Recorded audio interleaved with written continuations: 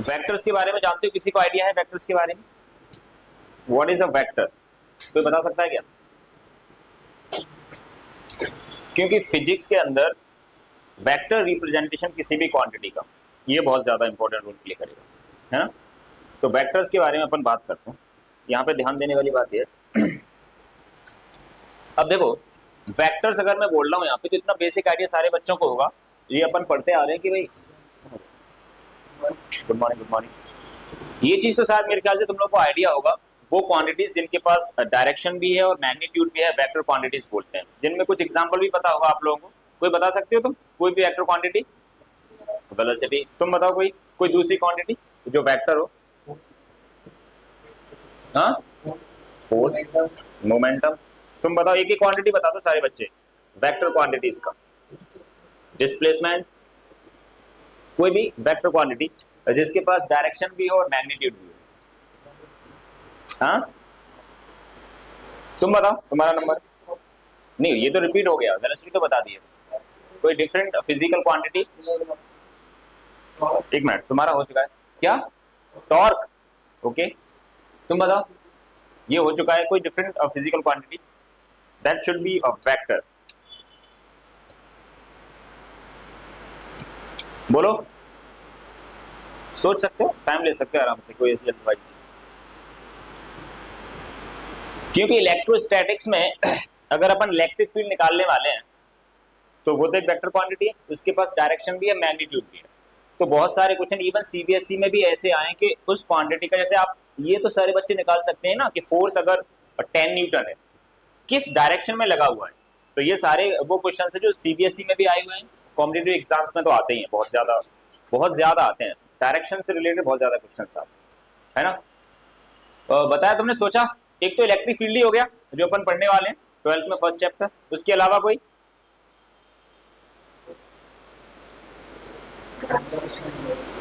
Gravitation, gravitation field, हाँ। Angular momentum, ठीक है। तुम रह गए भाई, शायद सब बच्चों ने बता दिया। हाँ, टॉर्क वैसे हो चुका है यार, टॉर्क वैसे हो तो चुका है। एक मिनट,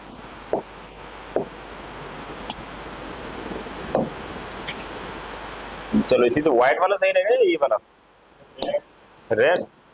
ओके, ठीक है। तो देखो, सबसे पहले मैं जो तुम्हें बताने वाला हूं, ये बेसिक बात है, सबको पता होता है कि वेक्टर क्वांटिटीज क्या है। वो क्वांटिटीज जिनके पास डायरेक्शन भी होती है और मैग्नीट्यूड भी होता है। अब एक बात बताओ, जैसे ये सारे अपन जानते हैं यहाँ पे, this is positive x axis, है ना? पॉजिटिव वाई, और जेड एक्सिस कहां पे अपना? परपेंडिकुलर टू द प्लेन, है ना? ये ठीक है। यहाँ 2 डायमेंशन में बनाना पॉसिबल नहीं हो रहा उसको, तो चलो मैं यहाँ पे बनाता हूँ जेड एक्सिस को। दिस इज जेड एक्सिस, ठीक है।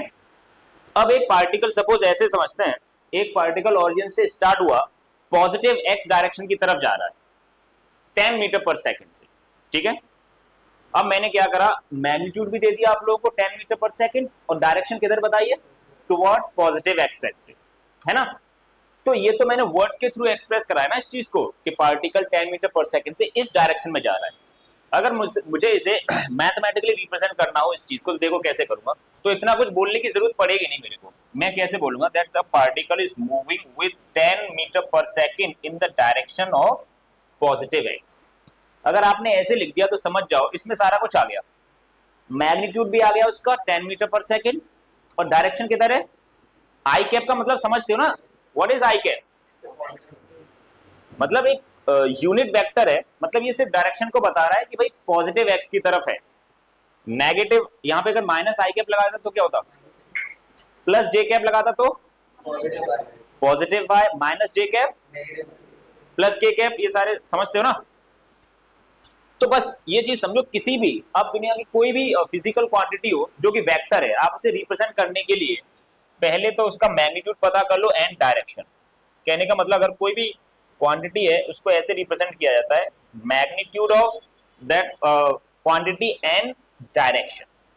ये बस याद रखो। अगर मैं इन दोनों चीजों को आपको बता दूं तो यहां पे आप उसे वेक्टर फॉर्म में रिप्रेजेंट कर सकते हो, ठीक है। लेकिन बहुत सारे क्वेश्चंस होंगे जिसमें अपने को डायरेक्शन की जरूरत नहीं पड़ने वाली, मैग्नीट्यूड की जरूरत पड़ेगी, उससे काम हो जाएगा अपना, ठीक है। बना सकते हो ना कोई भी वेक्टर अगर मैंने दोनों चीजें दे दी तो। लेकिन एन कैप क्या है यहाँ पे पता है, ये तो चलो यहाँ पे हो गया मैग्नीट्यूड ऑफ वेलोसिटी, है ना। और एन कैप का मतलब ये है यूनिट वेक्टर। और यूनिट वेक्टर को कैसे निकाला जाता है जानते हो क्या? किसी भी वेक्टर को अगर मुझे बनाना है यूनिट वेक्टर, मतलब मैग्नीट्यूड इसका 1 करना, यही तो मतलब होता है। जैसे यहाँ पे 10 मीटर पर सेकंड था वेलोसिटी, अगर मैं 1 मीटर पर सेकंड कर देता इस वेलोसिटी को तो इसका मैग्नीट्यूड 1 हो जाता, तो यूनिट वेक्टर बोल सकते थे अपन। तो कहने का मतलब किसी भी यूनिट वेक्टर को आप ऐसे बनाओगे, वो वेक्टर अपॉन उसका मैग्नीट्यूड। अगर आपको कोई भी वेक्टर पता है उसमें उसके किससे डिवाइड कर देना है, मैग्नीट्यूड से, तो क्या आ जाएगा, यूनिट वेक्टर। समझ रहे हो ना ये चीज? तो यार ये चीज बहुत अच्छे से करनी पड़ेगी अपने को, क्योंकि बहुत ज्यादा ऑलमोस्ट हर एक चैप्टर में रिपीट होने वाला है ये चीज, vector representation of a physical quantity, है ना, ऑलमोस्ट सारे चैप्टर्स में। और अच्छा क्वेश्चन वेक्टर से ही बनता है अगर देखा जाए, क्योंकि सबको वेलोसिटी पता है 10 मीटर पर सेकंड, उसका एप्लीकेशन करवाने के लिए फॉर्मूला याद होगा। लेकिन अगर वही चीज उन्होंने वेक्टर फॉर्म में पूछ ली तो बच्चों को थोड़ा सा प्रॉब्लम आता है, जो मैंने ऑब्जर्व किया था, ये इसमें थोड़ा प्रॉब्लम तो आता है ना। तो क्यों ना अपन इसी से स्टार्ट कर लेते हैं, वेक्टर से, है ना। क्योंकि इलेक्ट्रिक फील्ड पे आने से पहले ये अपने को करना पड़ेगा, क्योंकि electric field is a vector quantity. किस डायरेक्शन में फील्ड लगाया हुआ है, तो उस चार्ज पे जब फोर्स लगेगा वो किस डायरेक्शन में आने वाला है ना। तो उसके लिए अपने को ये बेसिक मैथ कंप्लीट करना पड़ेगा, है ना। तो डालते हैं अपन वेक्टर्स, वेक्टर से शुरुआत करते हैं।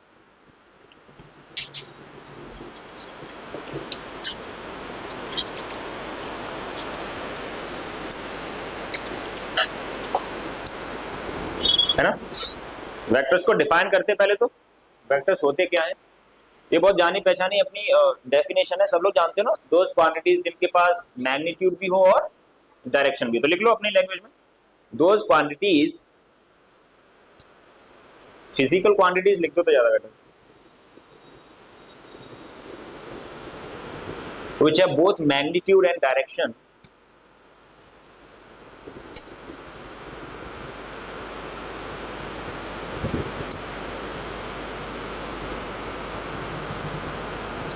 है ना, it's called vectors। ये जानते हैं, कोई भी एग्जांपल लिख सकते हो इसका, है ना, क्योंकि अपन 12th में पहला चैप्टर स्टार्ट करने वाले इलेक्ट्रोस्टैटिक्स, तो इलेक्ट्रिक फील्ड ही लिख देते हैं, फोर्स भी लिख दो, वेलोसिटी जो भी लिखना चाहो, 2-3 एग्जांपल लिख देते हैं इसका।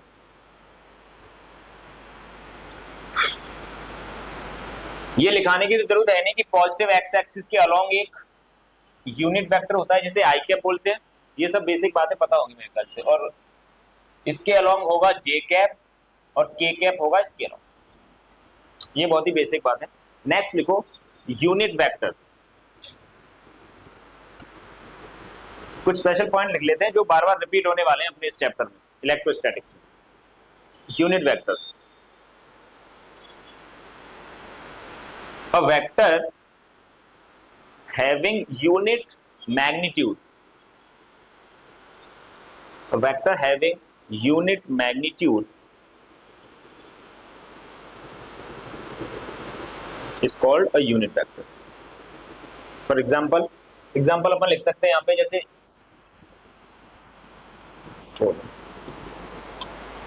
अपन लिख सकते हैं कोई वेक्टर को आई कैप, ये एक यूनिट वेक्टर है कि नहीं है, क्योंकि अब चलो वेक्टर इसका मैग्नीट्यूड निकालना भी सिखा भी दूंगा मैं, फिलहाल एग्जांपल में आप लिख सकते हो ये चीजें, जे कैप लिख लो, के कैप, ये सारे यूनिट वेक्टर्स हैं। कोई अदर वेक्टर भी यहाँ पे लिख देता हूं मैं,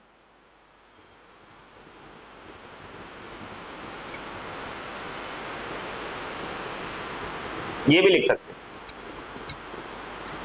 ये 3-4 एग्जांपल लिख सकते हो।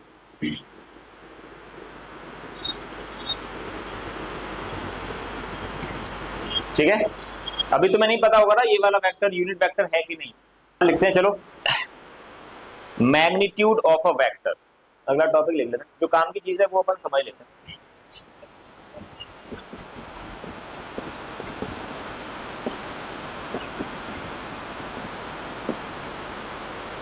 इसका एक एग्जांपल ही समझ लेते हैं यहाँ पे। जैसे सपोज आपके सामने कोई वेक्टर है, a vector is equal to a1 i cap plus a2 j cap plus a3 k cap. अब ये a1 a2 a3 कुछ भी हो सकते हैं, नेगेटिव पॉजिटिव या कोई जीरो भी हो सकता है। तो इसका मैग्नीट्यूड निकालने के लिए सब लोग जानते हो ये चीज, square root of a1 square plus a2 square plus a3 square, ये निकाल सकते हैं ना। तो ये वाला एग्जांपल लिख सकते हैं।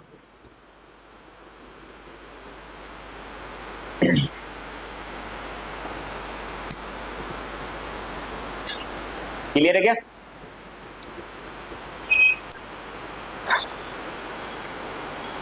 ठीक है, अब एक क्वेश्चन करना है तुम लोग को, ठीक है। देखो, find the unit vector along, एक क्वेश्चन लिखते हैं, find the unit vector along a vector 2i cap minus j cap plus 2k cap. एक वेक्टर दे रखा है अपने को, that is 2i cap minus j cap plus 2k cap. वो कह रहे हैं इसके अलोंग आपको एक यूनिट वेक्टर बनाना है। Find the unit vector along this vector. देखते हैं भाई कितने बच्चे करते हैं इसको।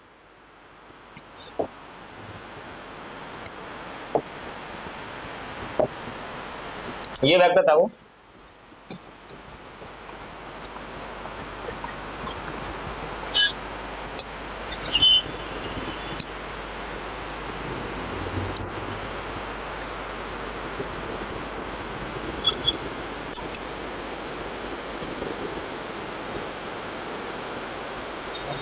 हो गया, दिखाना एक बार। ओके,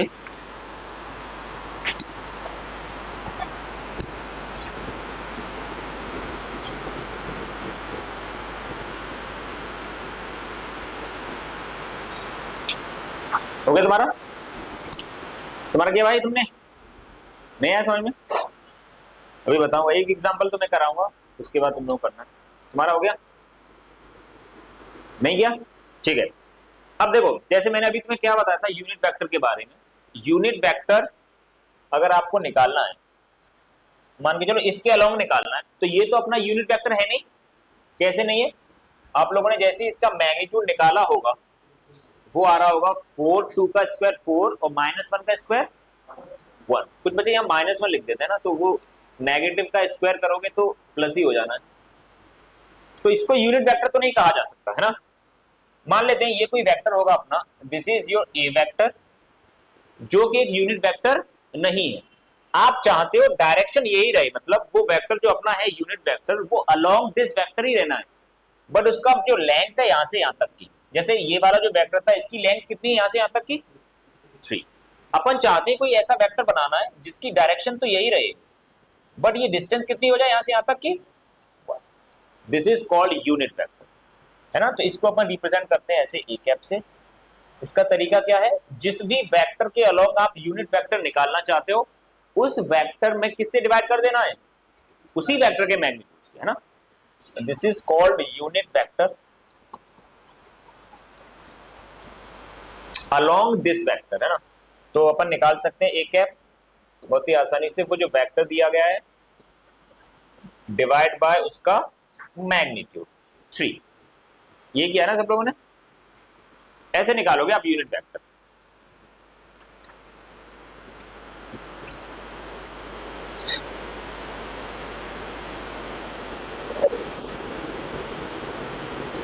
क्या ये यूनिट वेक्टर है?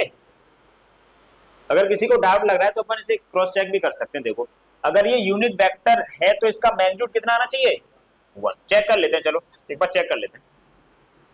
कितने का स्क्वायर होगा, पहले आई कैप के साथ में क्या लिखा हुआ है, मल्टीप्लाई 2/3। याद रखना 3 से तो हर एक में डिवाइड हो रहा है ना। 2/3 का स्क्वायर कितना होगा, प्लस आगे 1/3 का स्क्वायर अगेन 1/9 प्लस, तो कितना आने वाला है ऊपर 9/9। इसका मैग्नीट्यूड देखो 1 आ चुका है, तो अगर तुम्हें लग रहा है कि भाई कोई गलती हुई है तो एक बार क्रॉस चेक भी कर सकते हो यहाँ पे यूनिट वेक्टर निकालने के लिए, ठीक है। ये यूनिट वेक्टर का तरीका होगा, ठीक है। लिखो, एक नोट पॉइंट डाल के लिखते हैं यहाँ पे, जो कि बहुत ज्यादा इंपॉर्टेंट चीज है, बहुत ज्यादा यूज होने वाला है अपने चैप्टर्स में, फिजिक्स में, कि किसी भी वेक्टर को ऐसे रिप्रेजेंट किया जा सकता है, a vector is equal to उस वेक्टर का मैग्नीट्यूड इनटू डायरेक्शन। ये है उसका magnitude and this is direction. ऐसे समझो, ये एन कैप रिप्रेजेंट कर रहा है उसकी डायरेक्शन को, जो कि एक यूनिट वेक्टर है। यूनिट वेक्टर है, मतलब किस तरफ यूनिट वेक्टर लिया है, तो एक तरीके से डायरेक्शन को रिप्रेजेंट कर रहा है। पॉइंट क्लियर है क्या तुम्हारा भाई? पॉइंट क्लियर है? ये किसी भी वेक्टर को बना सकते हो कि नहीं? बस मैं क्या दे दूं, उसका मैग्नीट्यूड और डायरेक्शन बता दो। और डायरेक्शन का मतलब वो यूनिट वेक्टर ले लेना है आपको, जिसके भी अलोंग बोलूं, कोई वेक्टर बना सकते हो, कोई भी वेक्टर बना सकते हो, ठीक है। एक क्वेश्चन करें क्या, जो एक्चुअली नीट में आ चुका है, एक बार देखते हैं करके, नीट के एग्जाम में आया था लास्ट ईयर ही। चलो भाई, find the unit vector of magnitude 5। एक क्वेश्चन लिखते हैं वाला, find a vector having magnitude 5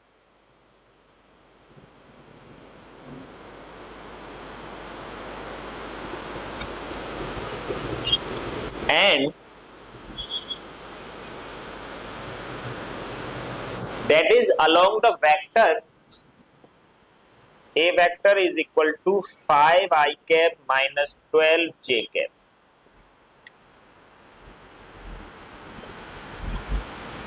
मतलब आपको एक तो मैग्नीट्यूड बताई दिया है और ये भी कह दिया है कि वो किस वेक्टर के अलोंग है, that is 5 I cap minus 12 j cap।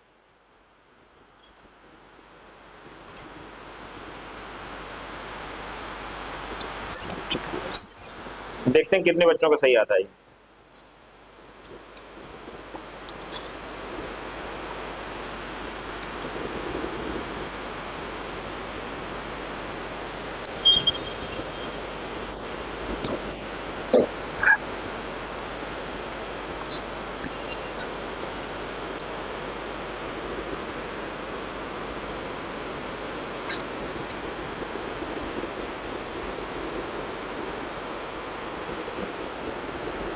हाँ भाई, तुम इतनी सोच में कैसे डूबे हो? इतना ज्यादा गहरा की सोच रहे हो भाई? कुछ समझ में नहीं आया क्या? कहाँ पे 5? मैग्नीट्यूड 5 दिया था ना।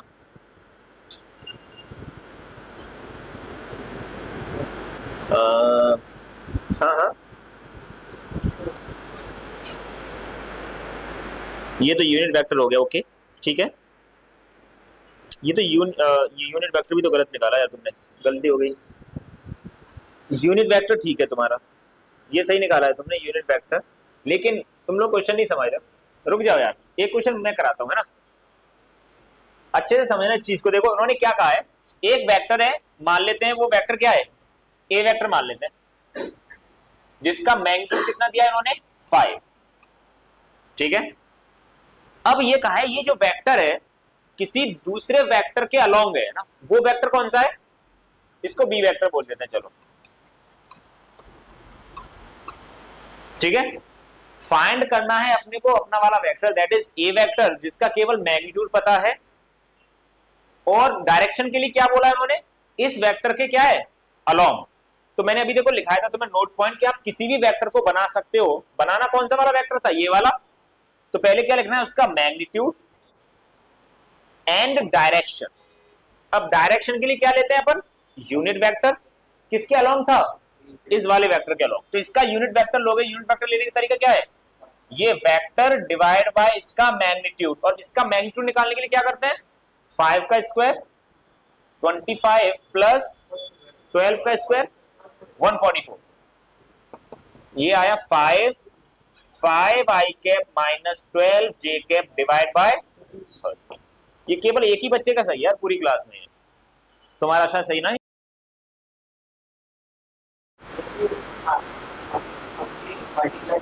मल्टीप्लाई भी कर सकते हो, 5 इंटू 5 25 आई कैप माइनस 60 जे कैप डिवाइड बाय 13। और जो ऑप्शन दिए थे उन्होंने वो क्या किया था, इन्होंने इसे एकदम अलग अलग डिवाइड कर दिया था, क्योंकि 13 का डिवाइड इस वाले पार्ट में भी हो रहा है एंड इस वाले में भी हो रहा है, तो इसे आप ऐसे भी लिख सकते हो।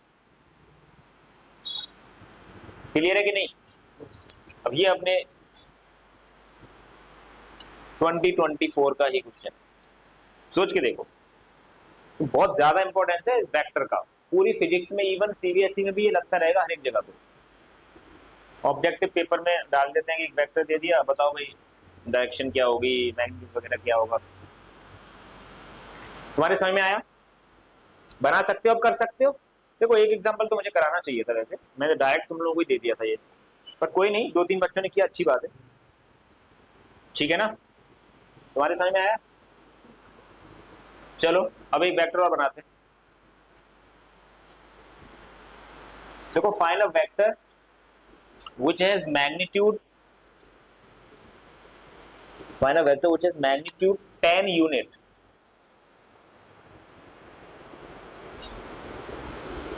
and direction along the vector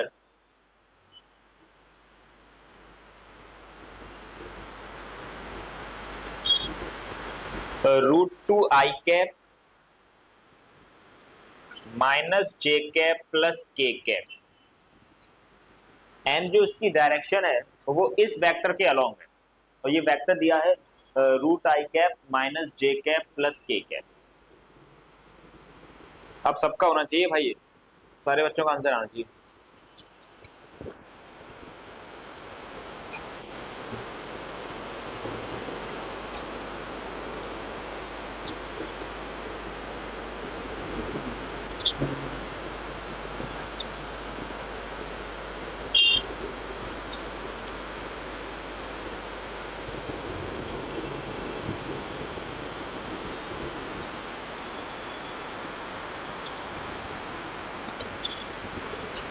done.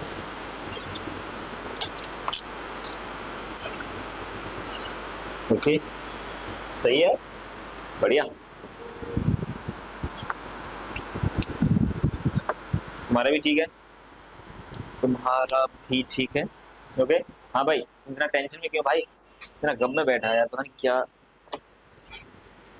10 times of, ये भी सही है, थोड़ा सा सिंप्लीफिकेशन का ध्यान रखना है, एकदम सही है तुम्हारा, लेकिन ज्यादा बेटर ये है अगर 2 से ये कैंसिल आउट कर दो, थोड़ा सिंपलेस्ट फॉर्म में दिखेगा, सिंप्लीफाई करना है चीजों को अपने को।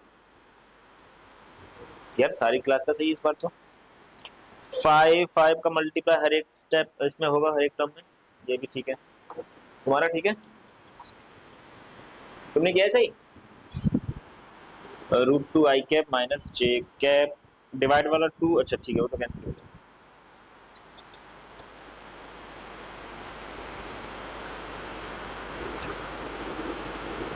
हो गया ना? 10 का मल्टीप्लाई, एक तो देखो 10 का जो मल्टीप्लाई हो रहा है हर एक टर्म में होगा पहली बात तो, हाँ बस ये 2 से थोड़ा डिवाइड भी कर सकती हो, सिंप्लीफिकेशन का ध्यान रखना है, सिंप्लीफाई करना है अपने को चीजों को। तुम्हारा हो गया?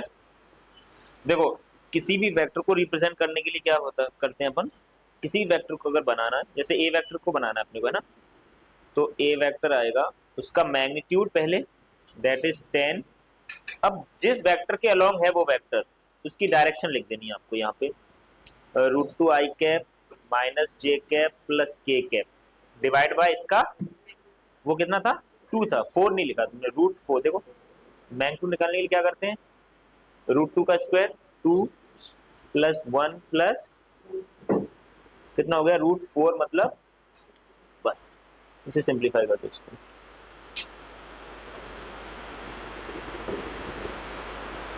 ठीक है, ऐसे करना है। कुछ प्रीवियस ईयर के क्वेश्चंस लेने क्या अपन, और 2-3 कर लेते हैं इसके जो नीट में आए हुए हैं, उनको देख लेते हैं। तो अभी तक अपन सीख चुके हैं मैग्नीट्यूड लेना, डायरेक्शन निकालना, किसी वेक्टर का फॉर्मेशन करना, है ना, बस 2 चीजें पता हो, लिखो भाई।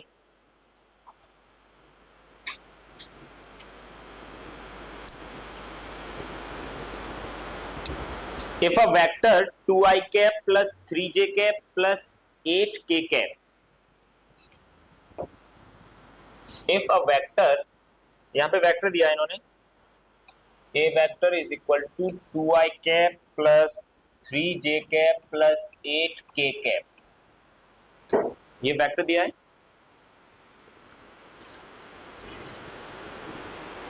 Is the unit vector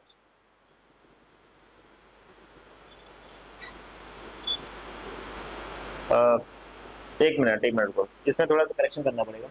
if a vector 2i cap plus 3j cap plus 8k cap is the unit vector, ये वाली लाइन मत लिखना, यहाँ पे इज द यूनिट वेक्टर मत लिखना है, यहाँ पे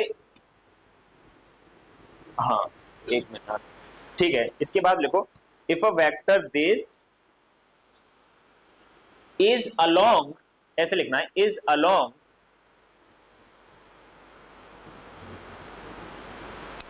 along the vector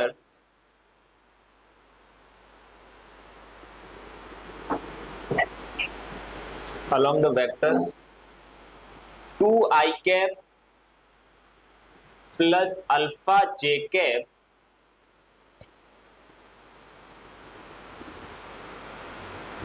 minus 3k cap,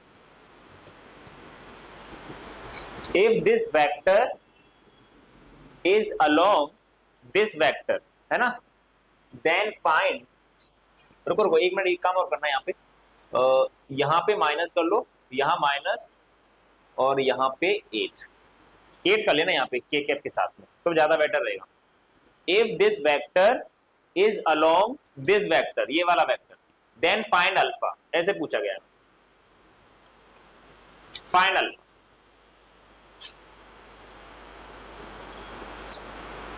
language clear है क्या? एक वेक्टर है, उसको आपको बोला गया है कि वो किसी दूसरे वेक्टर के अलोंग है, मतलब डायरेक्शन कैसी होगी, डायरेक्शन सेम होगी कि नहीं होगी। जब जो भी समझ में आ रहा हो तुम्हें, अल्फा फाइंड करना है अपने, चलो ऐसे समझते हैं एक बार, फाइंड अल्फा।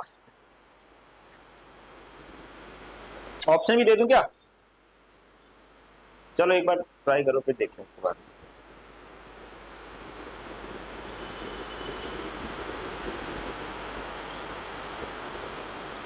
ऑप्शन दिए इन्होंने यहाँ पे 4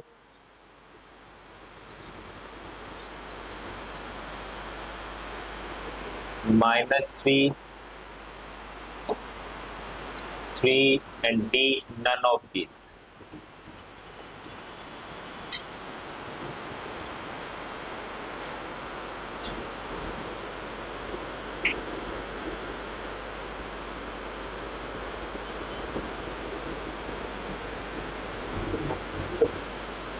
तुम्हें माइनस ही लग रहा है? कोई और बोलना चाहे कुछ डिफरेंट आंसर?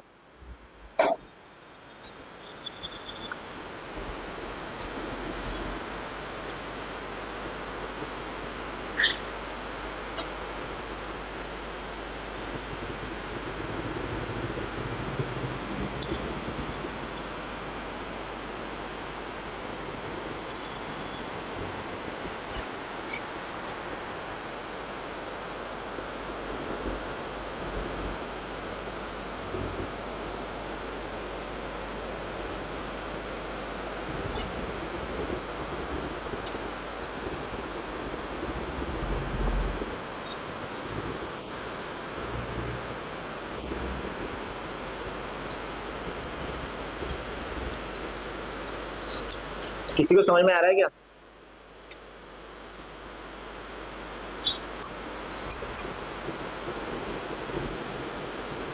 इधर देखो एक बार, सब लोग इधर देखो। जैसे ये कोई वेक्टर है हमारा, ये वाला, ऐसे ये ए वेक्टर है, आप चाहते हो ये वाला वेक्टर इसी डायरेक्शन में बन जाए ना, तो मैग्नीट्यूड कुछ भी हो, मैग्नीट्यूड की बात नहीं कर रहा ना, लेकिन डायरेक्शन सेम होनी चाहिए कि नहीं होनी चाहिए। इसका मतलब जो यहाँ पे जो आई कैप के साथ में क्वांटिटी लिखी हुई है और जे कैप के साथ में जो क्वांटिटी लिखी है और के कैप के साथ में क्वांटिटी जो लिखी है, वो आपको नहीं लग रहा सेम होना चाहिए था? जैसे अभी ये क्वेश्चन किया था हमने, कोई इससे जस्ट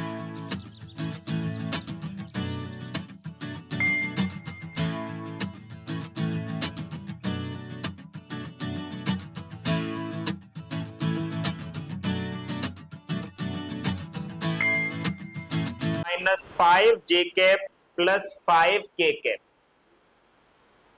देखो ध्यान से, ये वाला जो वेक्टर था जो हमने निकाला था, ये किसके अलोंग था? इस वाले वेक्टर के अलोंग, है ना। तो साइन कन्वेंशन देखो आप, साइन कन्वेंशन अगर उसी के अलोंग करना है, अगर इसमें आई कैप के साथ में जो लिखा था वो कैसा था? पॉजिटिव था कि नहीं था? और जो इसमें था √2 वो भी आ रहा था। उसमें जो जे कैप के साथ में लिखा था वो इस वाले के साथ भी है कि नहीं? मतलब साइन देखो ना, साइन नेगेटिव था, इसका भी नेगेटिव है, इसका अगर पॉजिटिव था तो इसका भी पॉजिटिव है। बस 5 ही तो दिक्कत दे रहा था, तो चलो 5 को कॉमन ले लेते हैं। 5 तो केवल मैग्नीट्यूड को बता रहा था, बाकी पहले जैसा वो क्वांटिटी इसमें बन रही थी कि नहीं बन रही थी विद साइन।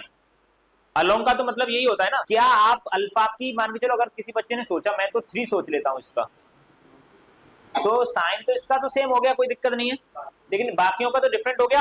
किसी बच्चे ने सोचा -3 सोच लेता हूं, तो बिल्कुल डिफरेंट हो गया। 4 सोचा, 4 पे तो बिल्कुल ही अलग हो जाएगा। कोई नहीं, नन ऑफ दीज, क्योंकि भाई ये चीज देखो, पिछले वाले क्वेश्चन में अगर आपने इसके अलोंग ये वेक्टर बनाया था तो साइन सेम था, प्लस ये वेक्टर ऑटोमेटिकली वहां पे क्रिएट हो रहा था, कैसे भी करके कुछ कॉमन ऑमन ले लिवा के वो बन तो रहा था वापस। बताओ क्या यहाँ पे बना सकते हो आप ये वाली चीज? मुझे एक बता दो, अलोंग का मतलब तो यही डायरेक्शन सेम है। बताओ, माइनस कॉमन ले लोगे तो डायरेक्शन चेंज हो जाएगी। तो यहाँ पे अल्फा की कोई पॉसिबल वैल्यू है ऑप्शन में जो थी वो बताओ, तो आपको नन ऑफ दिस करना पड़ेगा। अलोंग का मतलब ये हो गया साइन भी सेम, साइन डिफरेंट होने पे उल्टा हो गया वो, अगर ये वेक्टर ऐसे था तो वो वेक्टर ऐसे बन जाएगा। अलोंग का मतलब है बिल्कुल डायरेक्शन सेम, मैग्नीट्यूड चेंज हो जाए कोई दिक्कत नहीं है, जैसे ये वेक्टर यहाँ से यहाँ तक है वो यहाँ छोटा सा वेक्टर हो जाए, बट डायरेक्शन इसी अलोंग, इसी डायरेक्शन में होनी चाहिए। तो इसमें आंसर क्या दोगे? None of this. हालांकि कुछ बच्चे -3 करके आए थे, लेकिन -3 करने के बाद डायरेक्शन उल्टी हो जाएगी, क्योंकि नेगेटिव नेगेटिव नेगेटिव, बाकी तो सेम दिख रहा था। समझ में आया? तो इसका आंसर हो गया none of this. None of this answer करना पड़ेगा, समझे तुम? तो अलोंग का मतलब ये होता है कि कुछ कॉमन ऑमन ले लेवा के वापस सेम टू सेम वो बन गया तो ठीक है, साइन चेंज नहीं होना चाहिए, साइन चेंज में तो उल्टा पुल्टा हो जाएगा वो। ठीक है, चलो एक और, थोड़ा सा क्वेश्चन आता है, थोड़ा सोचना तो पड़ेगा भाई कॉम्पिटिटिव एग्जाम्स में। एक और लिखते हैं question. If a vector alpha upon 3 i cap minus alpha upon 3j cap plus 2 alpha upon 3k cap is a unit vector then find alpha, is a unit vector then find alpha, what should be the value of alpha so that ये vector क्या बन जाएगी? Unit vector बन जाए। निकालते भाई alpha की value.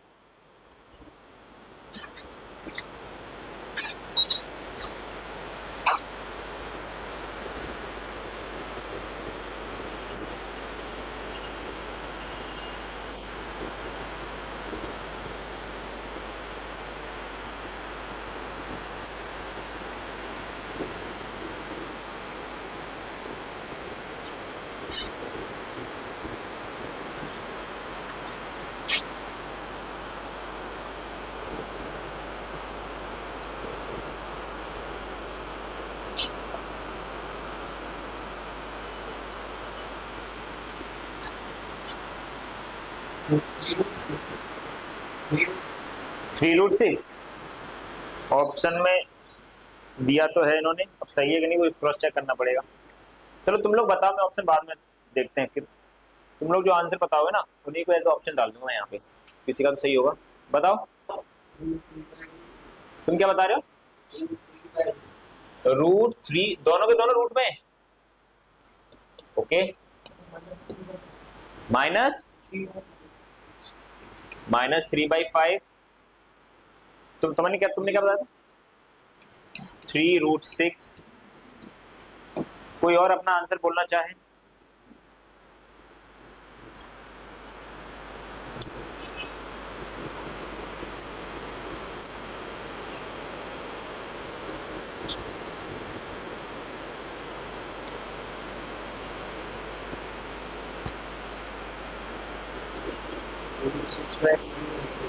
किसको?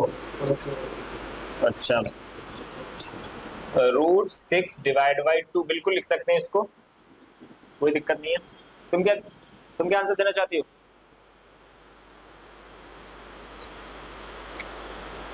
बोलो भाई, कोई तो बोलो कुछ और, कोई डिफरेंट आ रहा हो किसी का।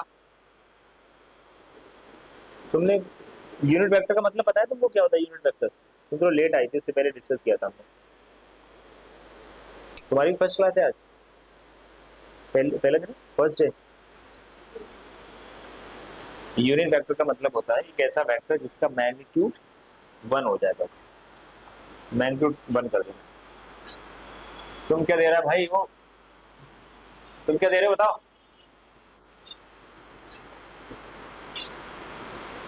यार मैग्नीट्यूड उठाती तो 1 कर देना है, बस यही तो किया होगा तुम लोगों ने।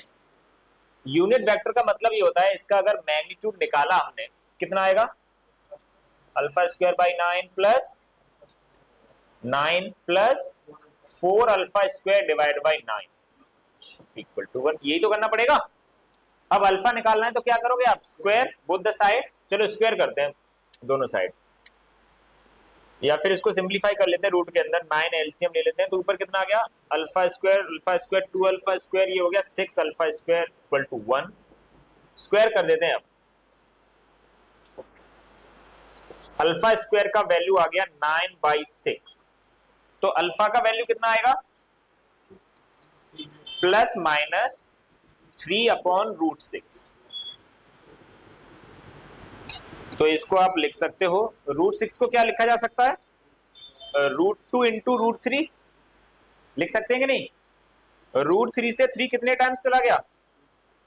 तो वैल्यू जो पॉसिबल वैल्यू है ऑप्शन में प्लस माइनस के साथ था, हालांकि प्लस माइनस नहीं लगाया ना तुमने, पर वो पता चल जाता है ऑप्शन में कि ये है। इसमें क्या था भाई ये बताओ, क्यों नहीं कर पाए तुम लोग? क्या मैथ लगाई थी भाई, अलग भी निकाला इसका? सारी चीजें ये सेम करी होंगी सबने, फिर वो आंसर डिफरेंट कैसे आया तुम्हारे? इसका मतलब तुम्हें ये रूट वूट लेने में प्रॉब्लम आ रही है, इसका मतलब यही लग रहा है। फिर रूट कैसे लिया? कंपैरिजन। तुमने क्यों नहीं कर पाया इसको? नहीं, तो अब जैसे ऑप्शन में एक्चुअली इसी फॉर्म में था, तो अब जैसे ऑप्शन जैसे दिए अपने को मैच करना पड़ेगा अगर ऑब्जेक्टिव पेपर। अच्छा, 6 को लिख सकते हैं 2 इंटू 3, और रूट मल्टीप्लाई में कैसे हो जाता है? ब्रेक हो जाता है, अलग अलग लगा दो। √2 इंटू रूट, थोड़ा सिंप्लीफिकेशन का ध्यान रखना पड़ेगा अगर ऑब्जेक्टिव पेपर है। सब्जेक्टिव पेपर में आप इतना भी लिख के छोड़ दोगे तो भी फुल मार्क्स मिलते हैं, अगर ऑप्शन सामने है तो फिर तो मैच करना ही पड़ेगा। क्लियर है क्या? अब ये सारे नीट के क्वेश्चन हैं, देख लो ऐसा लेवल ही आते हैं, तो कोई ज्यादा बड़ी बात नहीं है, उसमें डिफरेंस है नहीं कोई ज्यादा। सीबीएसई लेवल पे ही थोड़ा सा ऊपर है, बस ज्यादा फर्क नहीं। देखो, if a unit vector is represented, if a unit vector is represented by 0.5 i cap plus 0.8 j cap plus c k cap, if a unit vector is represented by this, then the value of c, what should be the value of c? इसमें option भी लिख देता हूं मैं, चलो।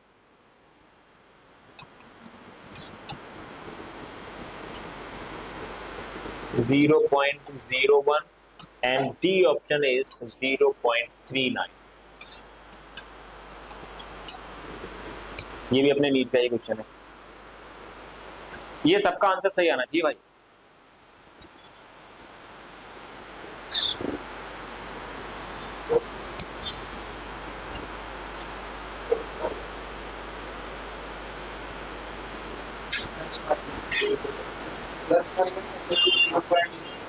कोई नहीं, अब उन्होंने माइनस वाला नहीं दिया है तो अपने को तो टिक करना है ना। मैग्नीट्यूड सेम दिख गया, बस प्लस माइनस उन्होंने दूसरे वाले को नहीं लिया होगा, क्या दिक्कत है?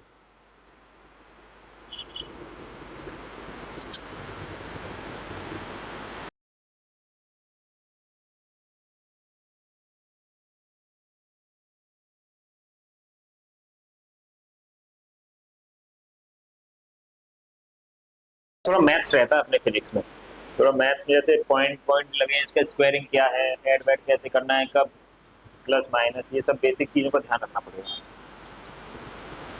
फिजिक्स वीक होने का सबसे बड़ा रीजन ये है बेसिक मैथ्स। जिस बच्चे को फिजिक्स अगर वो से लग रहा है मेरी वीक है, तो उसके पीछे शायद हो सकता है ये रीजंस, ये फैक्टर हो सकते हैं, थोड़ा मैथमेटिकल पोर्शन वीक हो सकता है उसको। एप्लीकेशन के कब कौन सा फॉर्मूला अप्लाई करना है, जो लैंग्वेज लिख के आती है फिजिक्स क्वेश्चंस की, वो नहीं समझ पाया, तो ना 2-3 बस रीजन होते हैं। तुम्हारा क्या आंसर आया? अब सी का वैल्यू ओके सही है। वैसे प्लस माइनस में आ सकता है ना, और ऑप्शन में अगर नेगेटिव साइन के साथ होता तो उसको भी देते पर। तुम्हारा आ गया? तो आप लोगों ने क्या किया, स्क्वायर रूट ऑफ 0.5 का स्क्वायर कितना होता है? 0.8 का plus c square is equal to 1, फिर स्क्वायर किया होगा, इन दोनों को ऐड करने के बाद कितना आ रहा है?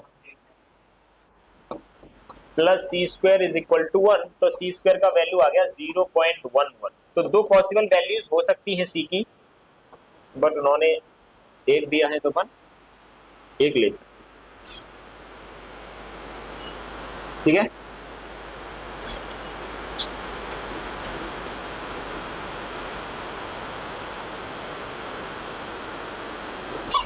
एक और लिखें,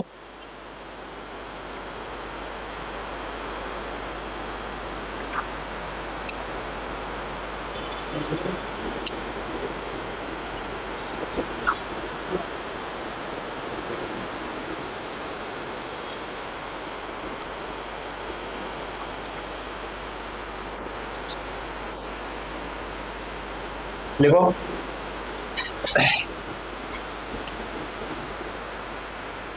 एन इलेक्ट्रिक फील्ड। देखो क्वेश्चन नॉर्मल, अपने को भी फिलहाल ये समझना है कि एक वेक्टर क्वांटिटी है बस, जब फील्ड पढ़ेंगे इलेक्ट्रिक फील्ड उसके बारे में तब बात करेंगे। An electric field is along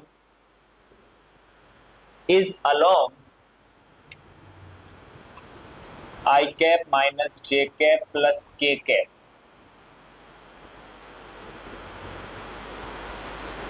है ना, एंड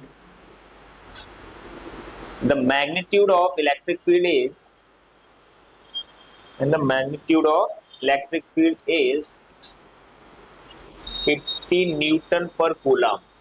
50 न्यूटन पर कूलम, न्यूटन पर कूलम। अभी यूनिट मैं बता रहा हूँ, वैसे लिख लो न्यूटन पर कूलम, ये यूनिट होता है इलेक्ट्रिक फील्ड का, जब अपन पढ़ेंगे तब कर लेंगे। देन विच ऑफ द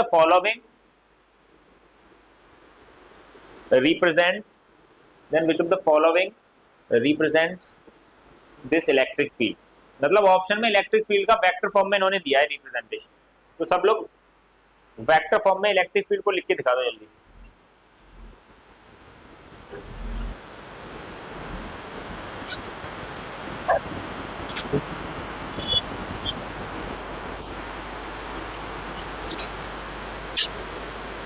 हाँ, then which of the following represent electric field। मतलब ऑप्शन में इलेक्ट्रिक फील्ड वेक्टर फॉर्म में दिया है।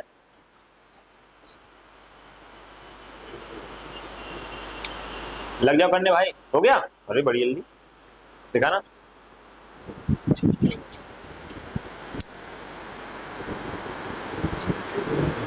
सही है यार, एक तो लाइन बढ़ा दिया था भाई, इतना कंफ्यूज क्यों कर रहा है, डायरेक्ट ही आंसर लिख रहा है। कोई नहीं भाई, सही है, अपने पास तो गलत है। हाँ हाँ कर दी भाई, तुमने गलती कर दी, कोई वाली वही गलती कर दी। हाँ अब ठीक है ना, हाँ हाँ ठीक है ठीक है, सही है। वो कॉन्सेप्ट क्यों भूल रहे यार तुम लोग? किसी भी वेक्टर को बनाने के लिए दो चीजों का ध्यान रखो, एक तो मैग्नीट्यूड वो दे रखा है उन्होंने 50, मैग्नीट्यूड से तो मल्टीप्लाई होने वाला है, और इसमें एक टर्म और आता है, उस टर्म का नाम क्या है? यूनिट वेक्टर, जिसे डायरेक्शन बोलते हैं। अब यूनिट वेक्टर निकालने के लिए क्या करते हैं अपन, उस वेक्टर को उसके मैग्नीट्यूड से डिवाइड कर देते हैं बस। आई cap minus j cap plus k cap का मैग्नीट्यूड कितना है, बस इसे डिवाइड कर दी, बन गया इलेक्ट्रिक फील्ड न्यूटन पर कूलम। वेक्टर फॉर्म में आप इसे ऐसे बोल सकते हो, वेक्टर फॉर्म में मैग्नीट्यूड कितना है इसका, वो तो 50 है ही सही। अगर देखो ये मान के चलो इलेक्ट्रिक फील्ड में बोल रहा हूं यहाँ पे ऐसे, इसका मैग्नीट्यूड था कितना वैसे 50 था ना, देखो तुम अगर इसके हिसाब से भी निकालोगे तो भी 50 आएगा इसका मैग्नीट्यूड। देखो रूट लगाओगे, आई कैप के साथ कौन सी क्वांटिटी मल्टीप्लाई हो रही है, 50/√3। तो कितना आएगा स्क्वायरिंग करने के बाद, फिर आगे क्या आने वाला है, फिर नेक्स्ट हर एक के साथ मल्टीप्लाई हो रहा होगा ना ये 50/√3, तो करना तो स्क्वायर ही है। तो 2500 कॉमन ले लो क्या, 1/3 प्लस 1/3 प्लस 1/3 कितना हो गया, 3/3 दैट इज 1। और 2500 अभी भी मैग्नीट्यूड अभी भी सेम है, लेकिन अपन ने ना उसको वेक्टर फॉर्म में रिप्रेजेंट कर दिया, मतलब ऑप्शन इस तरीके के मिलेंगे, ठीक है। ऑब्जेक्टिव करके नेक्स्ट एक कुछ आगे बढ़ते हैं, थोड़ा सा थ्योरी का पोर्शन इसमें कवर करते हैं, वहां से भी बहुत ज्यादा क्वेश्चन आते हैं। जैसे देखो ध्यान से इधर वेक्टर रिप्रेजेंटेशन करते हैं अपन। एक पार्टिकल ऐसे समझो यहां से स्टार्ट हुआ है, अभी 2 डायमेंशन की बात कर रहा हूं मैं यहाँ पे, ये एक्स एक्सिस है अपना और ये है वाई एक्सिस। मान लेते हैं वो इस पर्टिकुलर पॉइंट पे पहुंच चुका है 3,4 पर, ठीक है। तो 3 यूनिट कैसे गया होगा वो इधर 4, तभी तो पहुंचा होगा। तो अगर मान के चलो इसके रिस्पेक्ट में ही तो देख रहे हैं ना अपन इसकी पोजीशन को, तो इसको बोलेंगे अपन position vector of this point. कितना आ गया वो, ओपी वेक्टर बता दूं, चलो कितना आ गया, क्लियर है। मतलब पॉजिटिव एक्स एक्सिस में कितना गया 3। अब वेक्टर लिख रहे हैं तो डायरेक्शन का भी ध्यान रखना पड़ेगा, इसके रिस्पेक्ट में निकालना है ना, तो यहां पे ऐसे समझो ये माइनस भी हो रहा होगा, लेकिन वहां पे कोई फर्क नहीं पड़ेगा, तो इसलिए यहाँ पे माइनस हो रहा है ना 0 0, तो उससे कोई फर्क पड़ेगा क्या, इसलिए इस वाली चीज को लिखते नहीं है अपन, है ना। लेकिन अगर मैं ऐसे कहूं एक ए पॉइंट था 3,4, यहां से पहुंच के कहीं यहाँ पे आ गया कोई दूसरा point, let's say this is 6,7, 6,7 है, क्या आप इस वेक्टर को बना सकते हो आप, ए बी वेक्टर। अभी तो चलो आप 0,0 के रिस्पेक्ट में निकाल लेते तो डायरेक्ट वही लिख देना है, माइनस का कोई चक्कर नहीं था ना। अब किसके रिस्पेक्ट में देखा जा रहा है, ए के रिस्पेक्ट, तो ए बी वेक्टर कैसे निकालोगे, फाइनली कहां पहुंचा वो पॉइंट 6,7 पर, तो फाइनल वाला जो पॉइंट है उसका पोजीशन वेक्टर बना लिया हमने। इसको क्या बोलेंगे, 6i cap plus 7j cap, क्या बोलेंगे इसको, किसके रिस्पेक्ट में, ये ऑरिजिन के रिस्पेक्ट में, माइनस जिसके रिस्पेक्ट में निकालना चाहते हो इसको माइनस कर दो, कितना है 6 में से 3 गया, समझ रहे हो ना। तो मैं सिर्फ ये बताना चाहता हूं, इसमें वेक्टर रिप्रेजेंटेशन डालेंगे अपन कि अगर आपको 2 पॉइंट पता हो 2 डायमेंशन में से या 3 डायमेंशन में पता हो, तो ये पॉइंट मान लेते हैं -1 1 2, तो आप कोई भी वेक्टर बना सकते हो, चाहे ए बी वेक्टर हो चाहे बी ए वेक्टर, ठीक है। ए बी और बी ए में फर्क क्या रहेगा वेक्टर में, डायरेक्शन ही तो उल्टी हो गई ना, बाकी मैग्नीट्यूड में कोई इफेक्ट पड़ेगा क्या, वो डिस्टेंस तो अभी भी वही रहेगी ना, ए बी, है ना। लिख लो जल्दी, ए बी वेक्टर कितना आएगा यहाँ पे, what is A B vector, B vector का जो पोजीशन वेक्टर है ना उसमें से अपन माइनस कर देंगे, बस ये बताना मुझे, जो बाद में पॉइंट आ रहा है ना ए बी, बाद में कौन आ रहा है बी, तो जो इसका पोजीशन वेक्टर था उसमें से माइनस कर दो पहले वाले पॉइंट का पोजीशन।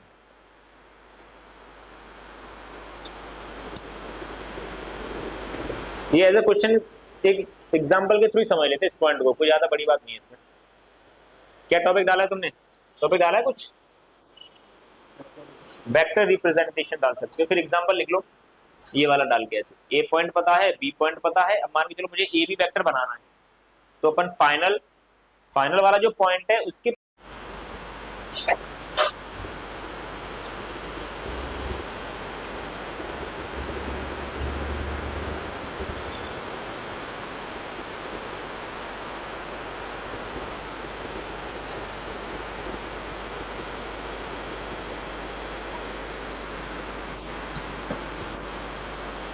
It's 1. कितना आ रहा है फाइनल, कितना आ रहा है? यही आ रहा है क्या? माइनस करने के बाद कितना आ रहा है बताओ?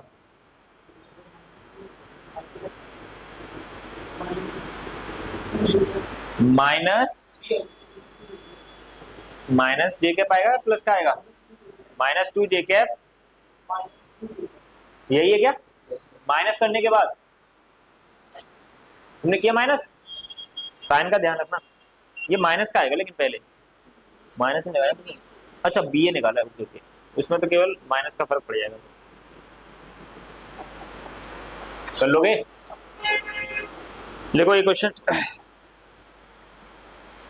नेक्स्ट क्वेश्चन लिखते हैं अब।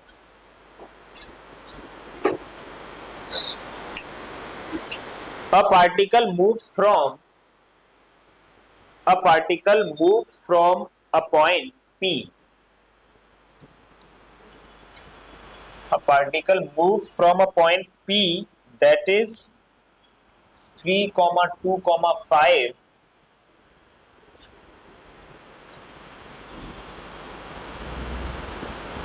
to a point Q 2, 3, 5. A particle moves from a point P 3, 2, 5 to a point Q that is 2, 3, 5. Then find its displacement vector.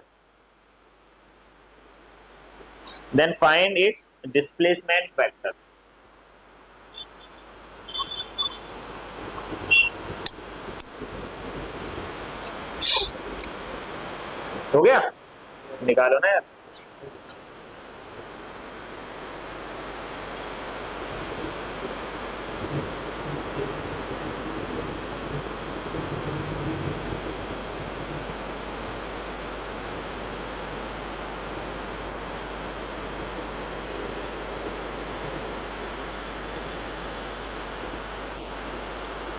कितना आ रहा है बोलो? माइनस प्लस 2 जे कैप, ओके, ये नहीं आ रहा, यही है ना? कहां से शुरू हुआ कहां पे पहुंचा, मतलब फाइनली जब पहुंचा उसके पोजीशन वेक्टर में से पहले वाले पॉइंट जहां से शुरू हुआ था उसका पोजीशन वेक्टर माइनस करना है। आ गया कि नहीं?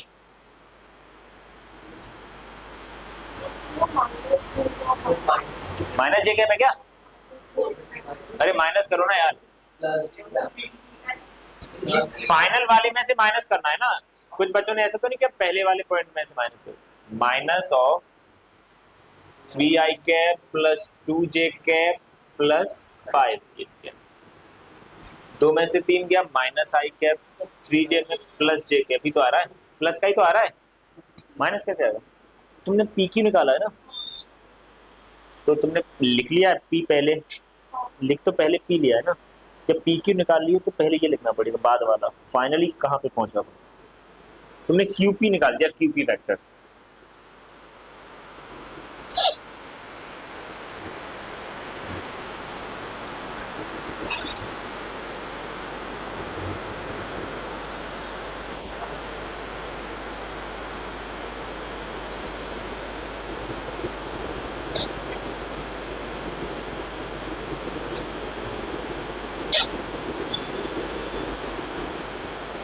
अब एक क्वेश्चन और ये करना है तुम्हें, ये लास्ट लेते हैं इस वाले फॉर्म का, फिर आगे बढ़ते हैं, कुछ थोड़ा सा आगे बढ़ते हैं थ्योरी का पार्ट। लिखो if a vector A vector is equal to, if vector A vector is equal to 3i cap plus 4j cap, ये वेक्टर दिया है ए वेक्टर, बी वेक्टर दिया है इन्होंने 7i cap plus 24j cap, ठीक है, ये दो वेक्टर दिए हैं अपने को। फिर कह रहे हैं ये आगे लिखो, देन द वेक्टर हैविंग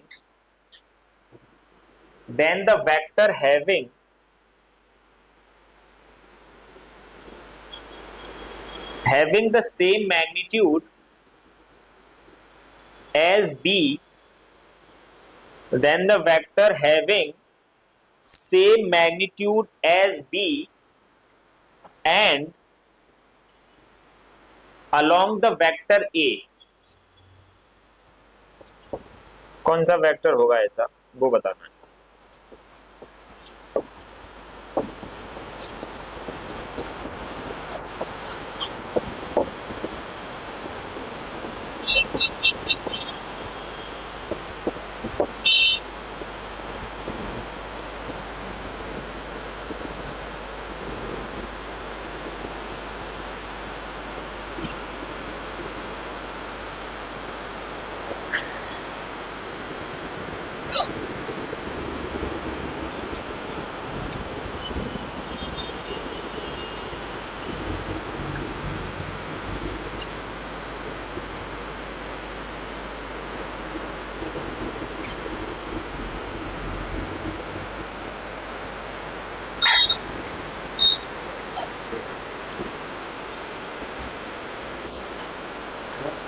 हाँ हो गया. ऑप्शन मैच कर रहा है क्या इसमें? ऑप्शन मैच करना है.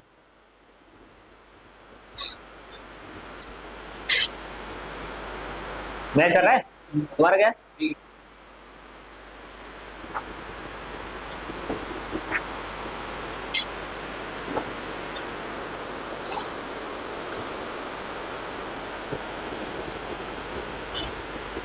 तुम्हारा आ गया? कौन सा ऑप्शन है?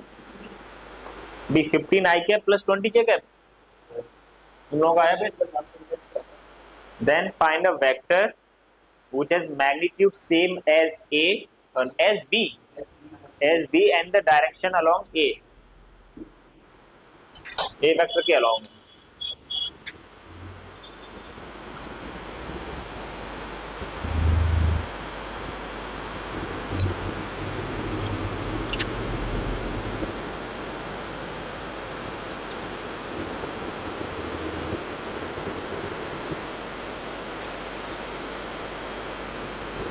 एक ऐसा वेक्टर बनाना है जिसका मैग्नीट्यूड सेम होना चाहिए जो कि बी का है. बी का मैग्नीट्यूड निकालने का पहले कितना आएगा? बी का मैग्नीट्यूड 49 और 24 का स्क्वायर कितना होता है? 625. मतलब 25 तो मैग्नीट्यूड है. अपने को एक ऐसा वेक्टर बनाना है जिसका मैग्नीट्यूड 25 है. मतलब 25 तो आगे आएगा और इधर किसी क्वांटिटी से क्या होने वाला है? मतलब वो एक वेक्टर क्वांटिटी होगी यूनिट वेक्टर वाली. अब उसके लिए इन्होंने बोला है उसकी डायरेक्शन किसके अलोंग है? ए के अलोंग. तो उसका क्या लेना है? Unit vector. इसका मैग्नीट्यूड था 5.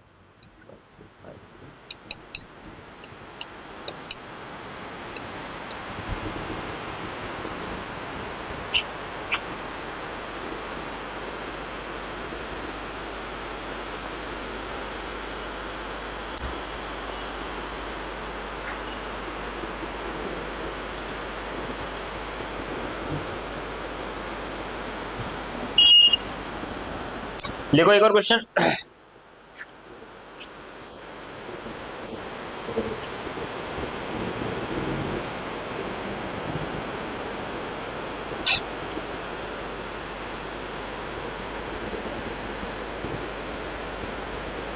लिखो the magnitude of a given vector.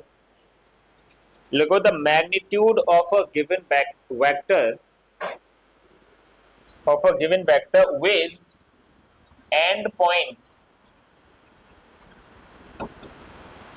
with end points 4, -4, 0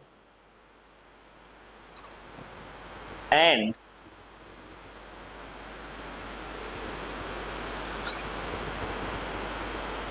-2, -2, 0 must be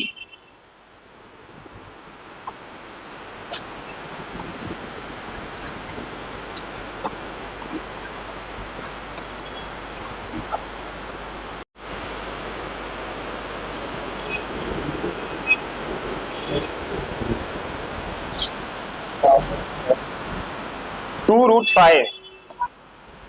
2√5 था यहाँ पे ना, और 2√5 में 2√10. 2√10 क्या 2√10 ही है क्या?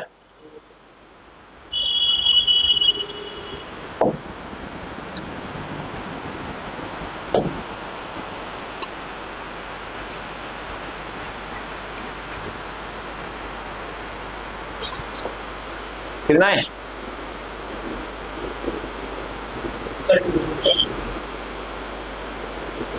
रूट 10 ही ना,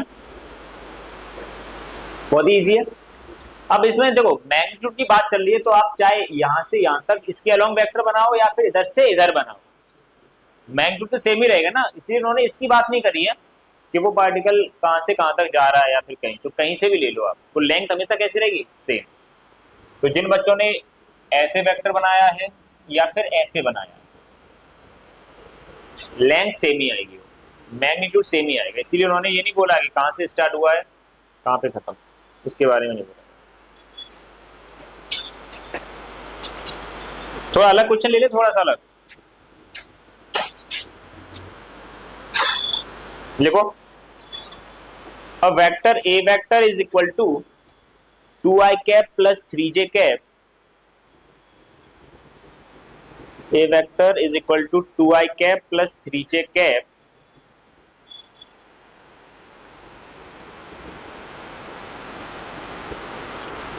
if 2i cap plus 3j cap if the angle between a vector and y axis is theta, लिखो, if the angle between a vector and y axis is theta then find tan theta। tan theta कितना आएगा वो बताना है।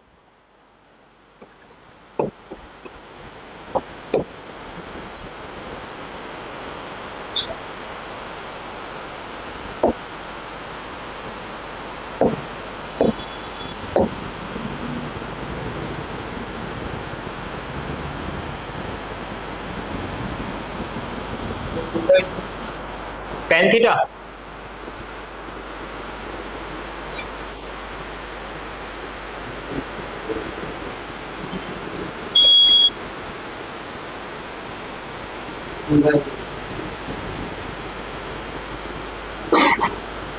B है क्या? बोलो। y axis के साथ एंगल बना रहा है थीटा, 45 मिनट्स कितना भाई बोलो? 2/3 या 3/2? कुछ बच्चे ए दे लें। 2/3 तुम 3/2 के साथ हो? 2/3 देखते हैं अभी किसका सही है। तुम क्या दे रहे हो? कुछ समझ में नहीं आया। तुम्हारा क्या है? अब देखते हैं, चलो। एक वेक्टर था, कितना था वो? 2i cap plus 3j cap. तो कहने का मतलब ये है 2 यूनिट तो ऐसे गया होगा, वो 2 यूनिट तो पॉजिटिव एक्स में गया हो और 3 यूनिट यहाँ पे पहुंचा। अब उसने बोला ये जो वेक्टर आपने बनाया है ऐसे, इसने y एक्सिस के साथ कितना एंगल बनाया, ये पूछना चाह रहे हैं। ये तो पूछना चाह रहे हैं ना वो। अब ये ट्रायंगल देख लेते हैं एक बार, इस पॉइंट का नाम देते हैं O A B. In triangle O A B देखो, अगर ये लेंथ 2 है तो ये लेंथ भी 2 होगी क्या? और ये कितना होगा? 3।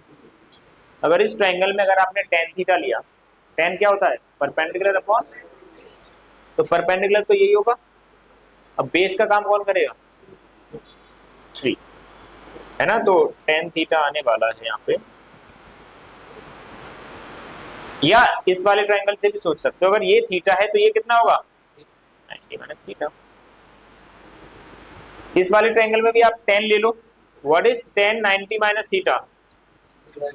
3/2। तो लेकिन tan 90 माइनस थीटा होता कितना है? cot theta. ये जानते हो ना, tan और cot एक दूसरे के कैसे एंगल होते हैं? कॉम्प्लीमेंट्री या फिर सप्लीमेंट्री? कौन से होते हैं? हाँ, तो 90 अगर 90 में से इसको माइनस करोगे तो फिर cot के साथ आ जाएगा। अगर cot थीटा 3/2 है तो tan थीटा यहां से समझ लो या फिर वहां से, आंसर पे तो कोई इफेक्ट पड़ेगा। ठीक है,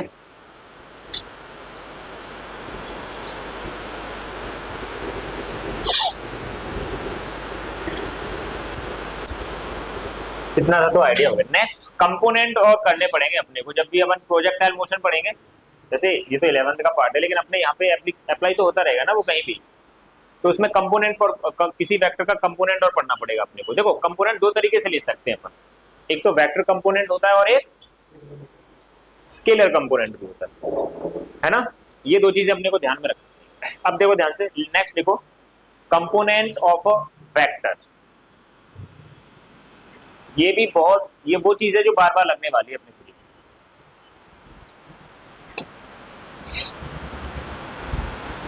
देखो कंपोनेंट, हाँ पहले तो मैं दो तरीके से बताता हूँ। यहाँ पे तो चलो स्केलर कंपोनेंट की बात करते हैं, यहाँ पे मान के चलो वेक्टर कंपोनेंट की बात कर लेता हूँ, ठीक है। यहाँ पे देखो, अगर एक फोर्स आपने इधर लगाया है 10 यूनिट का और 10 न्यूटन मान, जो कि एक्स एक्सिस से कितने डिग्री एंगल पे लगाया है, 30 डिग्री एंगल पे, ठीक है। अब यहाँ पे क्या करने वाला हूं मैं, यहाँ पे मैं आपको एफ वेक्टर दूंगा वेक्टर फॉर्म में। इसको मान लेते हैं ये है 3i cap plus 4j cap. दोनों केसेस में आपको कंपोनेंट बताने, ये भी मान लेते हैं किसी पर्टिकुलर एंगल पे मान लेते हैं,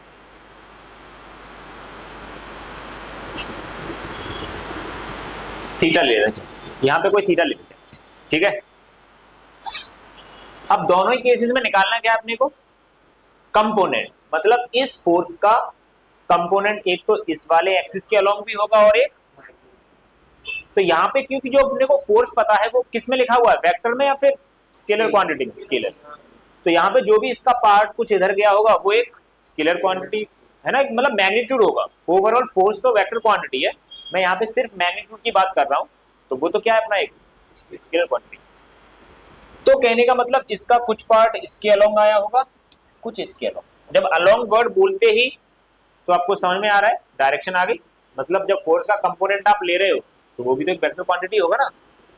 अब यहाँ पे भी अपने को एक इधर लिखना है और एक इधर लिखना है, यहाँ पे बस वेक्टर फॉर्म में आएगा और यहाँ पे स्केलर फॉर्म। तो यहाँ पे जो ध्यान रखना है, मान लेते हैं इसका जो कंपोनेंट मुझे एक्स के अलोंग निकालना था, तो ऐसे समझो जिस फोर्स जिस एक्सिस के साथ जो एंगल बना रहा है ना, उसके साथ तो आपको क्या लेना है, कॉस। और इसके साथ वाई वाले के साथ क्या लोगे, साइन। कितना आएगा, एफ की वैल्यू कितनी है। अब ये कॉस क्यों ले रहे हैं, इसके पीछे का रीजन पता होगा सबको, कैसे, इस ट्रायंगल में आप कॉस थीटा लोगे ना, देखो ध्यान से, कॉस थीटा आप लोगे यहाँ पे ऐसे, देखो cos 30 जब लोगे इस ट्रायंगल में तो कितना आएगा cos 30। cos 30 क्या होता है, बेस, बेस को चलो मैं मान लेता हूँ उसका कंपोनेंट एक एफ एक्स, कितना आएगा ये बेस अपॉन, और हाइपोटेन्यूज कितना था 10। तो देखो एफ एक्स कितना आएगा, 10 का मल्टीप्लाई होगा कि नहीं होगा कॉस में। तो आप एज अ रिजल्ट ये याद रख लो, अगर जब भी एंगल पता है, जिस भी एक्सिस के साथ में एंगल पता है, उसी के अलोंग आप कंपोनेंट निकालना चाहते हो तो वो किस में जाएगा, कॉस में। ये एज अ रिजल्ट याद रख लो। वो आया कैसे, मैंने वो भी बता दिया। और एफ की वैल्यू है अपने पास 10 एंड व्हाट इज cos 30, तो कितना आया ये 5√3 ना, और यहाँ पे आएगा ये 5। कंपोनेंट हो गए। अब इधर देखो वेक्टर कंपोनेंट, ये वाला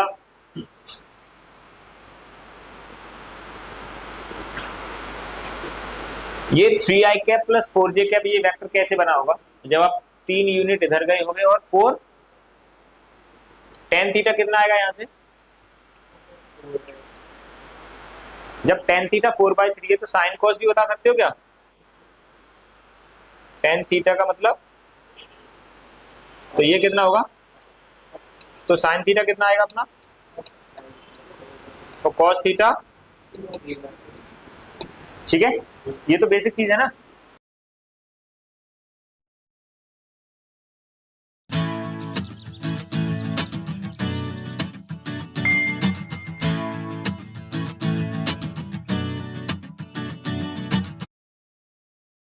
कैसे आया होगा ये, √9 + 16, ये तो 5। अब देखो मान के चलो मैं इसका कंपोनेंट निकालना चाहता हूं वेक्टर फॉर्म में एक्स के अलोंग, तो वही चीज लगानी है जो आपको सिखाई गई थी। अगर आपको वेक्टर बनाना है तो दो चीजें पता होना चाहिए, एक तो मैग्नीट्यूड और डायरेक्शन। अब देखो मैग्नीट्यूड का मतलब ये वाली लेंथ कितनी आएगी,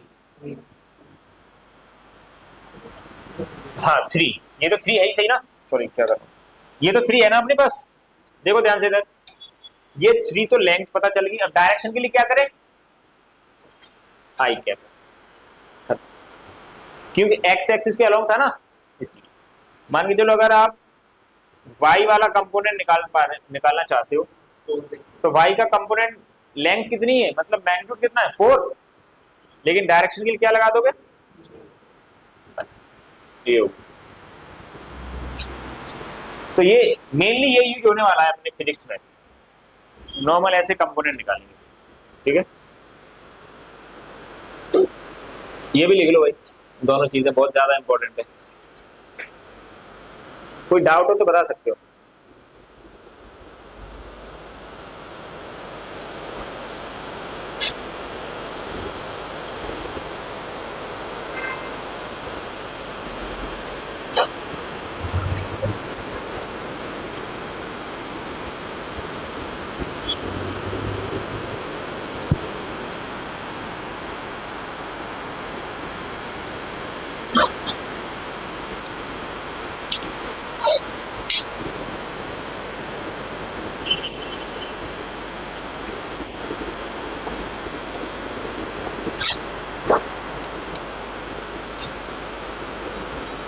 पहले बेस स्ट्रॉन्ग कर लो अपना, फिजिक्स अपने आप अच्छी हो जाएगी तुम्हारी, ये बार बार रिपीट होगी ये चीज।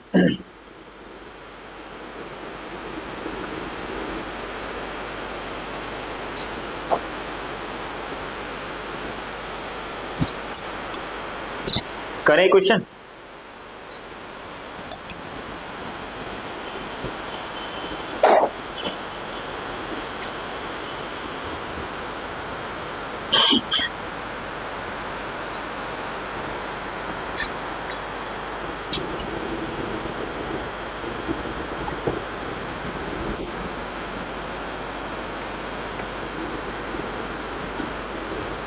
लिखें। A force of 5 Newton, a force of 5 Newton acts on a particle, acts on a particle, acts on a particle along a direction, along a direction, making an angle, making an angle of 60 degree with vertical, making an angle of 60 degree with vertical. Then find its vertical component, whether it is 10 Newton, 3 Newton, 4 Newton and 2.5 Newton.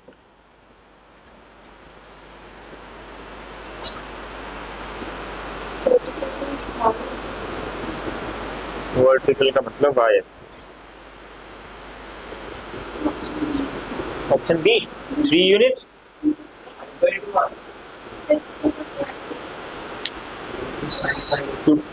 2.5।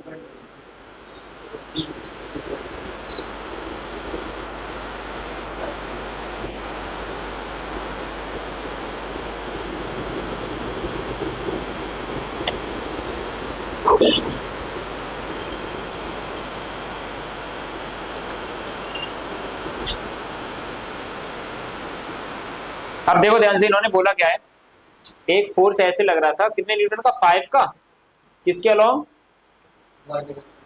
उससे तो component पूछा है, along direction नहीं दिया उन्होंने, केवल ये बोला है कि भाई वर्टिकल से 60 डिग्री बना रहा है। तो अभी तुम्हें एज ए रिजल्ट क्या बताया गया है, जिसके अलोंग आप कंपोनेंट निकालना चाहते हो, अगर उसी के साथ एंगल दे दिया जाए तो डायरेक्ट क्या लगाओ, cos.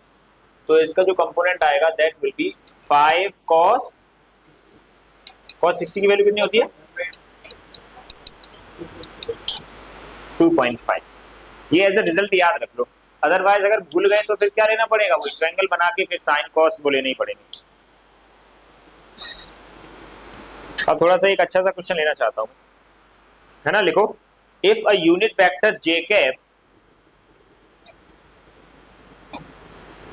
if a unit vector j cap is rotated through an angle of 45 degree.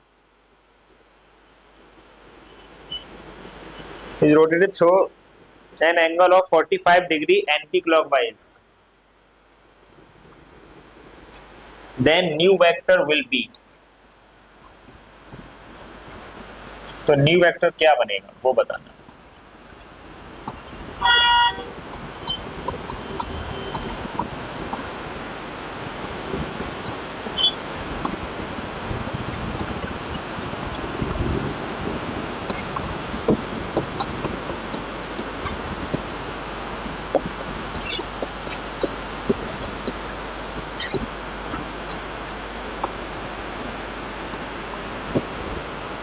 करो भाई जल्दी, कोई ज्यादा टफ बात नहीं है.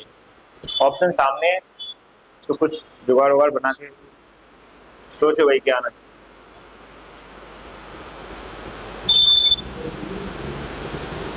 बी, तुम बी दे रहे हो. कोई और बताना चाहे भाई आंसर.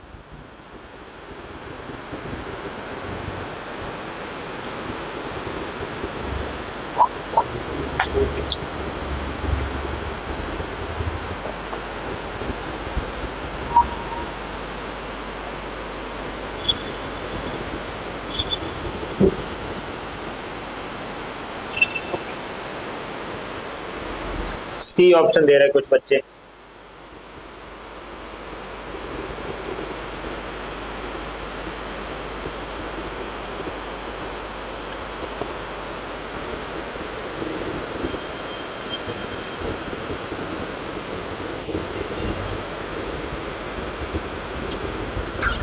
तुम क्या दे रही हो? सी. हाँ भाई,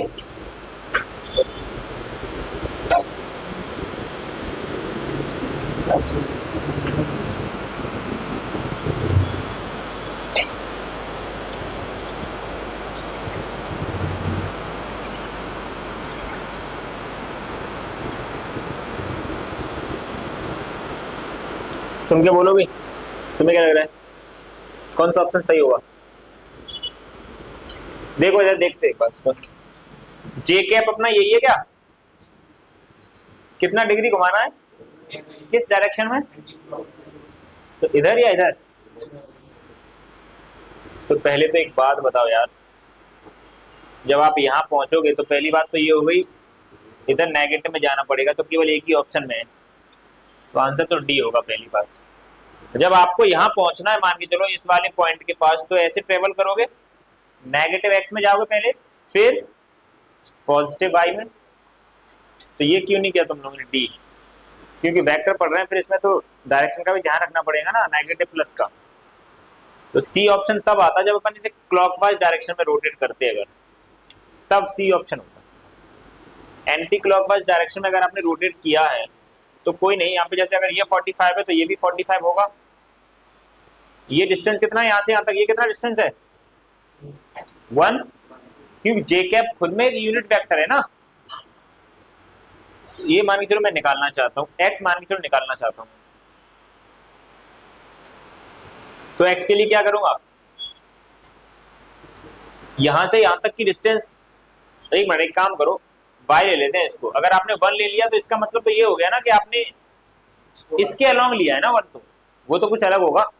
तो इसमें अगर एक बार आप लोगे, और ये वाली डिस्टेंस कितनी है? ये 1 होगी, नॉट वो, ये 1 होगी ना, क्योंकि आपने इसको घुमाया है ना. तो 45 डिग्री घुमाने के बाद जो जे कैप था वो कहां पे आगे शिफ्ट हो जाएगा? जे कैप तो शिफ्ट नहीं होगा, उसकी लेंथ तो वहां आ गई ना 1 यूनिट. जो पहले एक यहाँ पे थी, आपने इसे घुमा दिया, नो डाउट वेक्टर चेंज हो गया, लेकिन लेंथ अभी भी कितनी है? 1 यूनिट. तो 1 ये है आपका. तो एक बार आप इस ट्रायंगल में ले लो cos 45 क्या होगा? x/1 बेस अपॉन हाइपोटेन्यूज, और cos 45 होता है 1/√2. तो यहां से चलो x तो पता चल गया आपको 1/√2 है. वो ध्यान नहीं दिया तुमने कि भाई नेगेटिव x में आ गए, है ना. नेगेटिव x में आ गए तो कौन सा कोऑर्डिनेट चेंज होगा? सिर्फ x वाला. y वाला तो अभी भी कैसा है? पॉजिटिव. तो यहाँ पे तो पॉजिटिव ही रहेगा, यहाँ पे नेगेटिव हो जाएगा.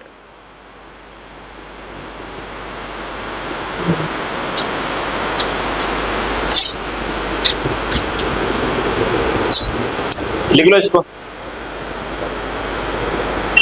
क्या हो गया, नहीं आया समझ में? किसी का सही नहीं हुआ था पूरी क्लास में? तूने बोला नहीं सही था क्या तेरा? क्या कह रहा, माइनस वाला बोला था?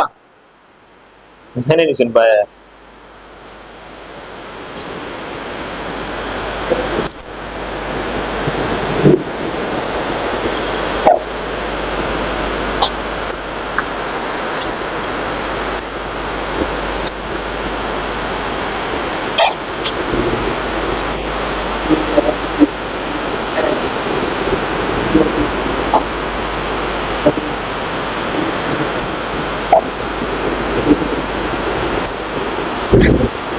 बढ़े आगे हो गया, लिख लो पूरा, लिख लो। अ चाइल्ड, लिखो, a child pools a box with a force of 200 Newton. A child pools a box with a force of 200 newton, with a force of 200 newton at an angle of 60 degree above the horizontal. A child pulls a box with a force of 200 newton at an angle of 60 degree above the horizontal. Then the horizontal and vertical components of the force will be.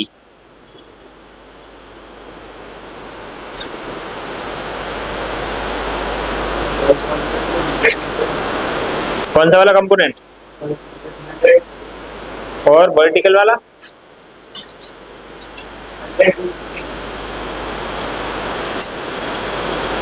सही है।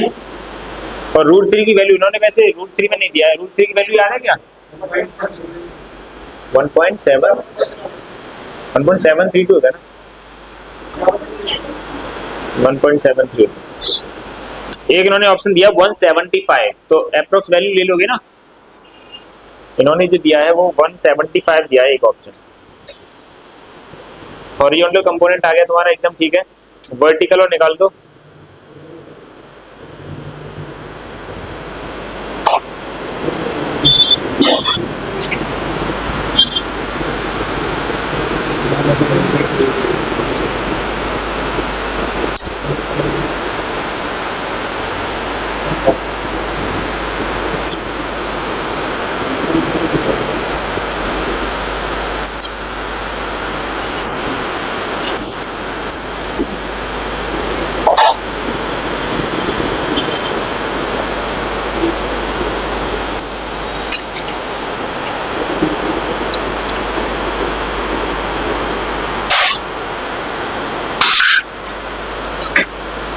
लिखो,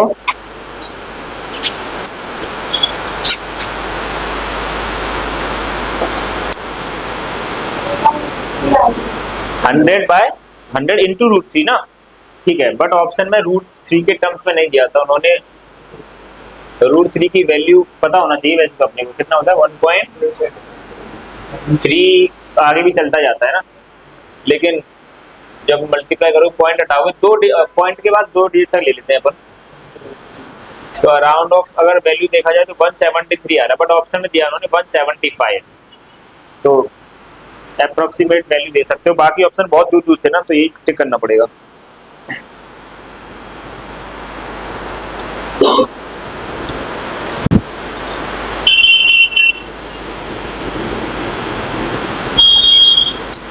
देखो particle 11 थोड़ा सा पढ़ाया ना अपन ने अच्छे से, फिर ठीक है। ये क्वेश्चन थोड़ा सा 11 का पार्ट लग सकता है। देखो, a particle moves towards east with velocity 5 meter per second. A particle moves towards east with velocity 5 meter per second.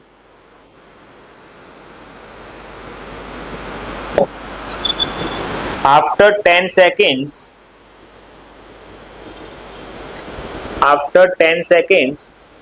its direction changes towards north with same velocity.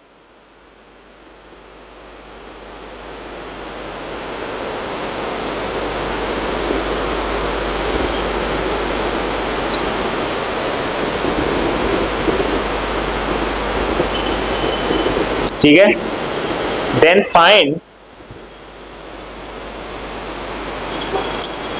find change in the velocity of the particle. Change कितना हुआ? Change in velocity.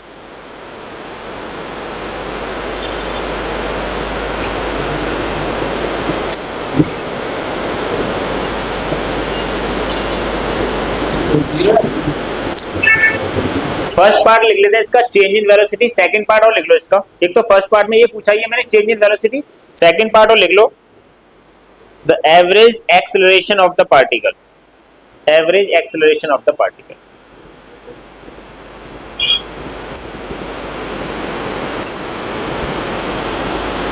Acceleration वाला part के option दिए इन्होंने यहाँ पे. Zero acceleration वाले part का बता रहे हो या फिर वो चेंज वाला? एक्सेलरेशन वाला तो ये दिया इन्होंने.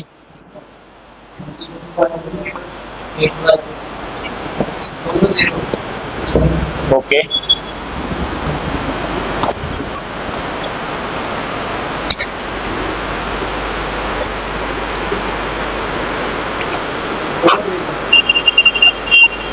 कैसे?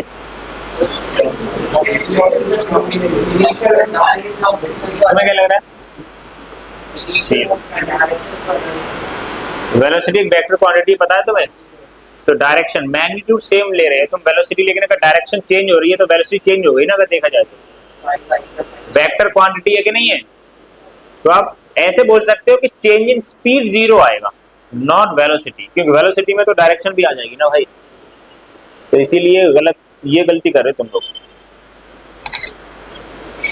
स्पीड और वेलोसिटी में फर्क पता है ना अपने को.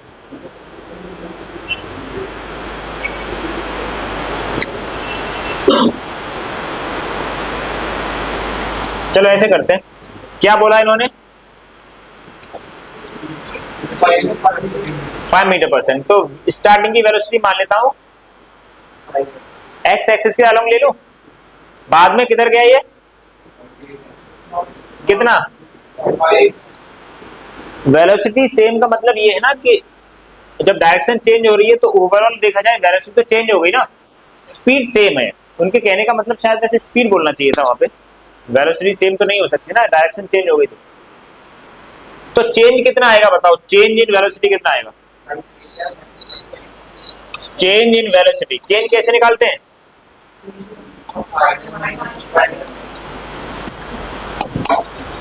फाइव जे कैप माइनस 5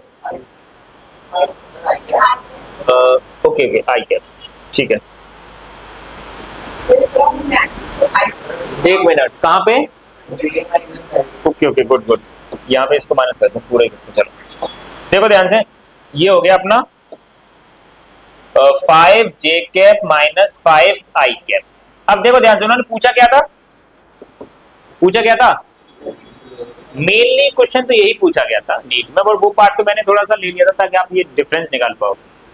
तो अपन जानते हैं क्या होता है ये, change in velocity upon change in time. तो चेंज इन वेलोसिटी पता ही अपने को 5 j cap minus 5 i cap divide by 10. तो क्या ये j cap divide by 2 minus i cap divide by 2 नहीं बचा? ये एक्सेलरेशन किस फॉर्म में आ गया? वेक्टर फॉर्म में. बट ऑप्शन के हिसाब से मैं समझ में आ रहा है कहीं ना कहीं वो मैग्नीट्यूड पूछना चाह रहे हैं. तो मैग्नीट्यूड निकालना अपने को अच्छे से आता है क्या? 1/4 प्लस कितना आया अंदर? 2/4 मतलब 1/2 रूट के अंदर. तो 1/4. ये काफी सही क्वेश्चन था. मतलब वैसे ज्यादा टफ तो है नहीं, लेकिन कुछ बच्चे गलतियां कर देते हैं. वो जीरो जैसे दे रहे थे कुछ बच्चे.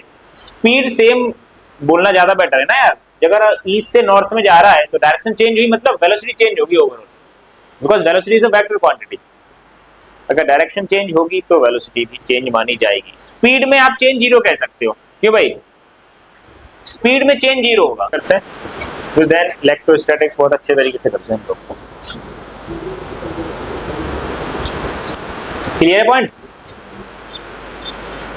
अब ये भी देखो, ऐसे नीट में क्वेश्चंस आते हैं ये सारे.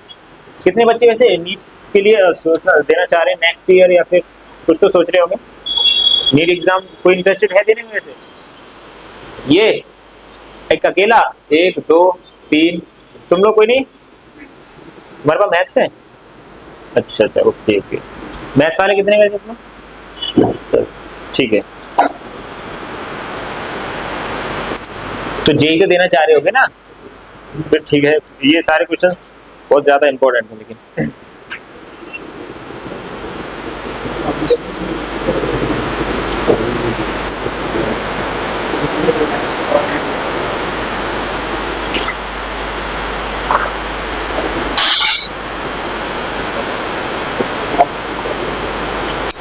देखो वेक्टर ए वेक्टर इज, देखो vector A vector is 2 centimetre long, vector A vector is 2 centimetre long and is 60 degree above the x-axis and 60 degree above the x-axis in the first quadrant. In the first quadrant, and vector b vector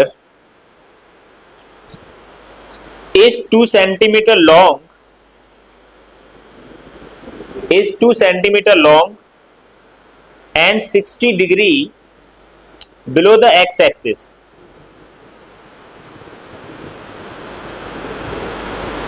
In the fourth quadrant, in the fourth quadrant, find the sum a vector plus b vector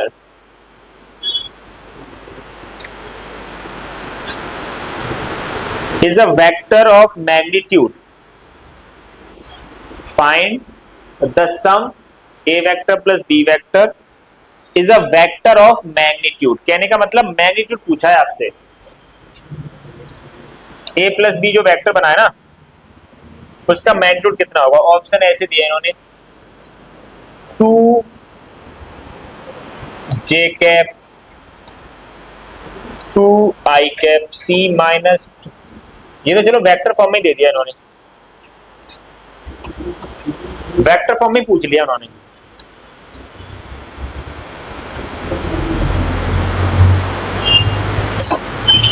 ये अपने JEE का भी देख लेते हैं question.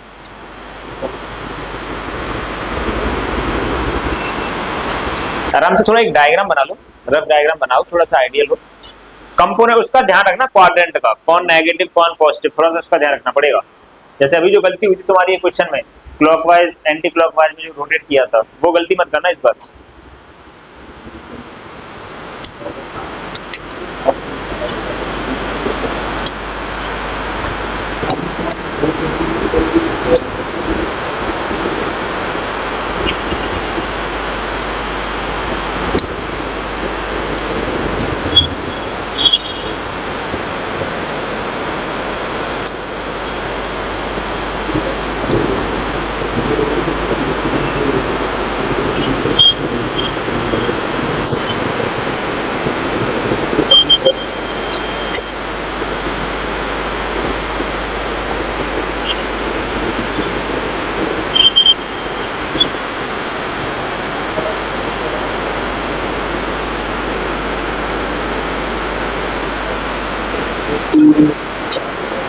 Option सामने लिखे हैं यार। एक तरीके से आपको बताना है a vector plus B vector की वैल्यू फाइंड करनी है, बस ये समझो, वही वेक्टर फॉर्म में देना है।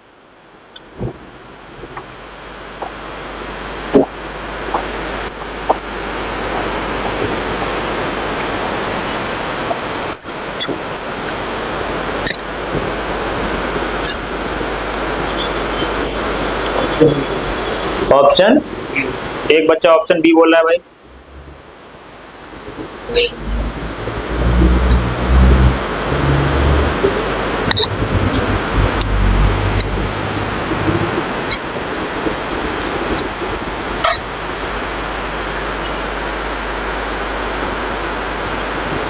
कैसे किया था ना मैं सर? सही है। फिर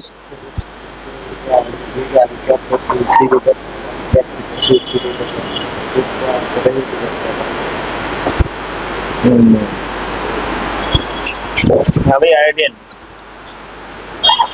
तो तुझे नीट देना है। हाँ ए प्लस बी 4i निकाल दिया। अच्छा तू क्या रहा था फैला रहा भाई बेटा बेटा चला। सोच तो सही रहा है यार, बिल्कुल अप्रोच एकदम सही है तेरी, बट आंसर मैच कर दो उसमें बस।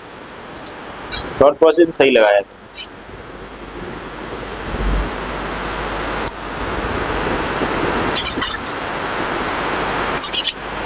थोड़ा टाइम दो भाई सोच।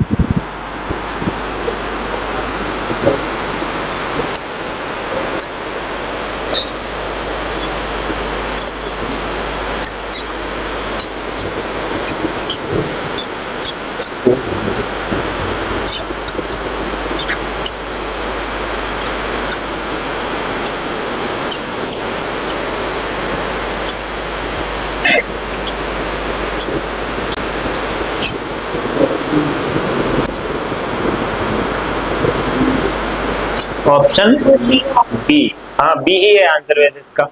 Answer is 2i cap.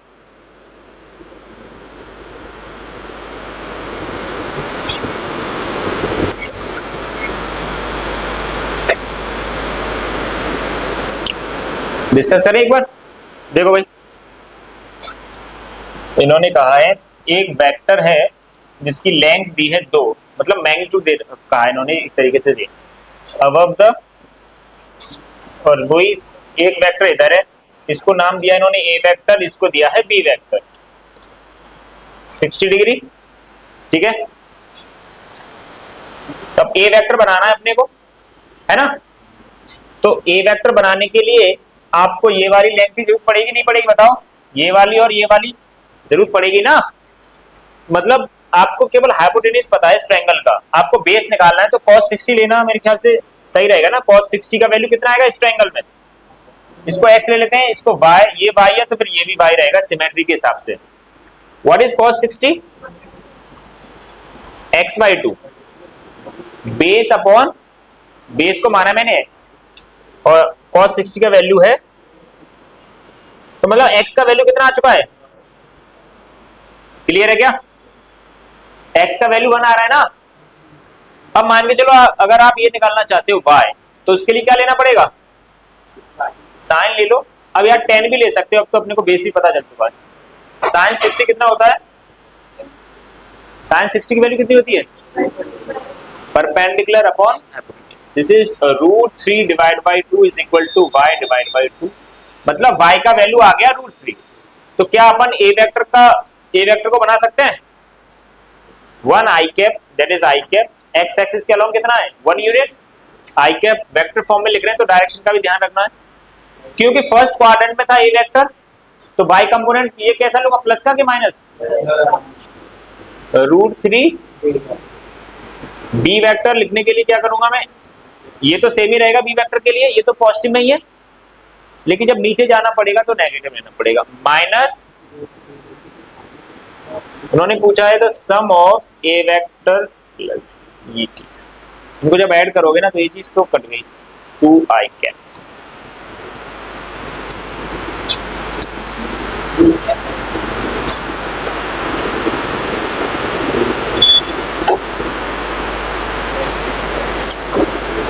हाँ भाई तो डबल निकाल दिया आंसर, 2i का 4i कैप निकाल दिया।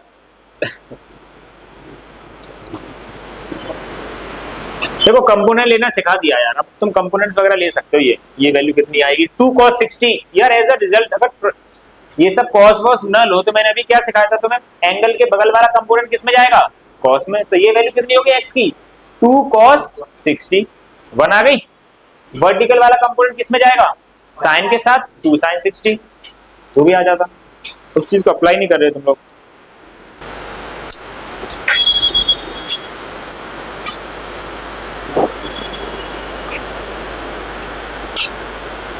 एक और लेने लास्ट क्वेश्चन आज का अपना, ये भी जेई में आया तो डर मत जाया करो कि जेई में आया तो मतलब बहुत टफ होगा यार, इजी कैटेगरी के भी तो आते हैं, अब सारे क्वेश्चन टफ डाल देंगे तो फिर सिलेक्शन कैसे हो पाएगा बच्चों का। वो जो जितनी सीट कंफर्म जितनी होती है वहाँ पे सीट अवेलेबल, उनके सामने तो फिल करना है। तो लिखो ये क्वेश्चन और, the vector I cap plus x J cap, the vector I cap plus x J cap plus 3k cap plus 3k cap is rotated through an angle of theta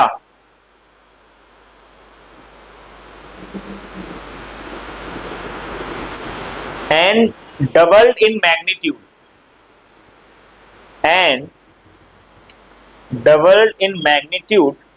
then it becomes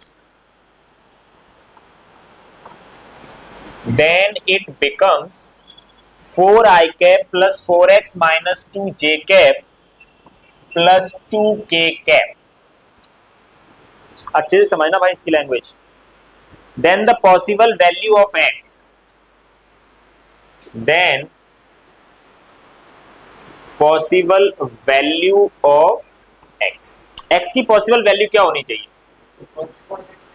ऐसा कुछ नहीं बोला, simple rotate किया है, किधर rotate किया है वो भी नहीं बताया, थीटा डिग्री से रोटेट किया है, but the magnitude is double, ये हो गया है, and D option is 2।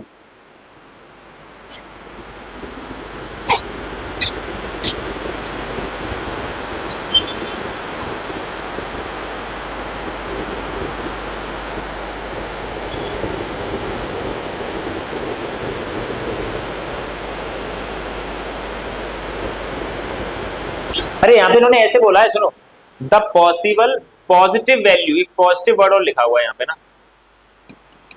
Then a possible positive value of x,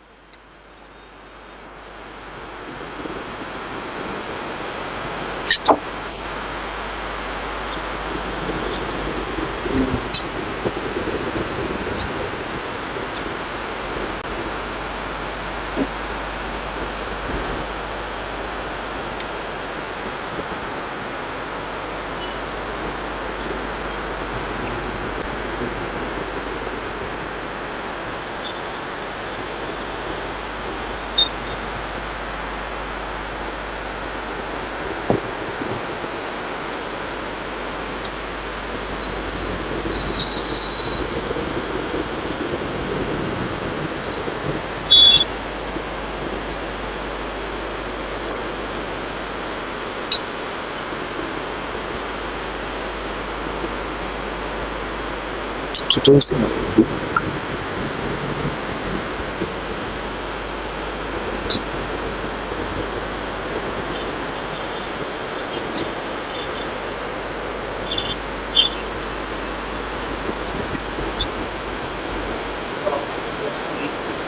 C is 2/3. Okay.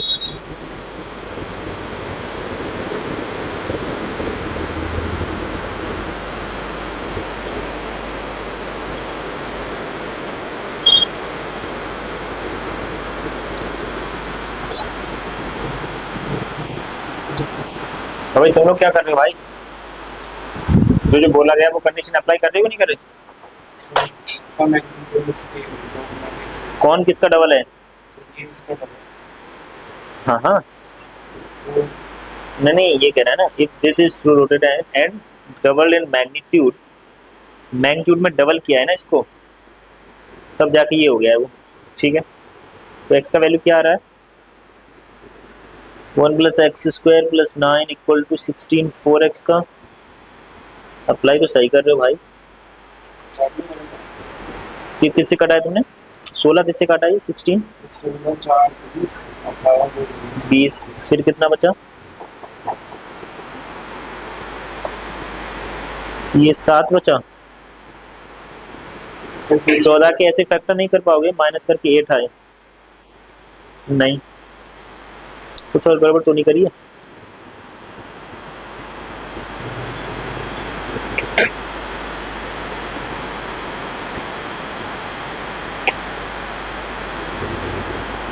अच्छा, ये गड़बड़ किया है तुमने। इस वाले वेक्टर के मैग्नीट्यूड को थीटा से रोटेट किया है तो डबल मैग्नीट्यूड हो गया, मतलब इसका मैग्नीट्यूड इसके 2 टाइम्स होगा। हाँ लैंग्वेज पढ़ो एक बार अच्छे से। रोटेट किया है उसको, then double the magnitude. Language और पढ़ना कैसे लिखेंगे क्लियर, मैं दोबारा एक मिनट बोलूँ। इन्होंने जो बोला है language, if this is rotated through an angle theta and double the magnitude then it becomes, ये किया तो नहीं, हाँ सही यार, किया तो सही है तुमने। स्क्वायर करोगे यार, ये गलती है, 2 का भी तो स्क्वायर होगा, स्क्वायर करोगे दोनों साइड, जब स्क्वायरिंग करोगे तो भाई 2 का भी हो जाएगा स्क्वायर।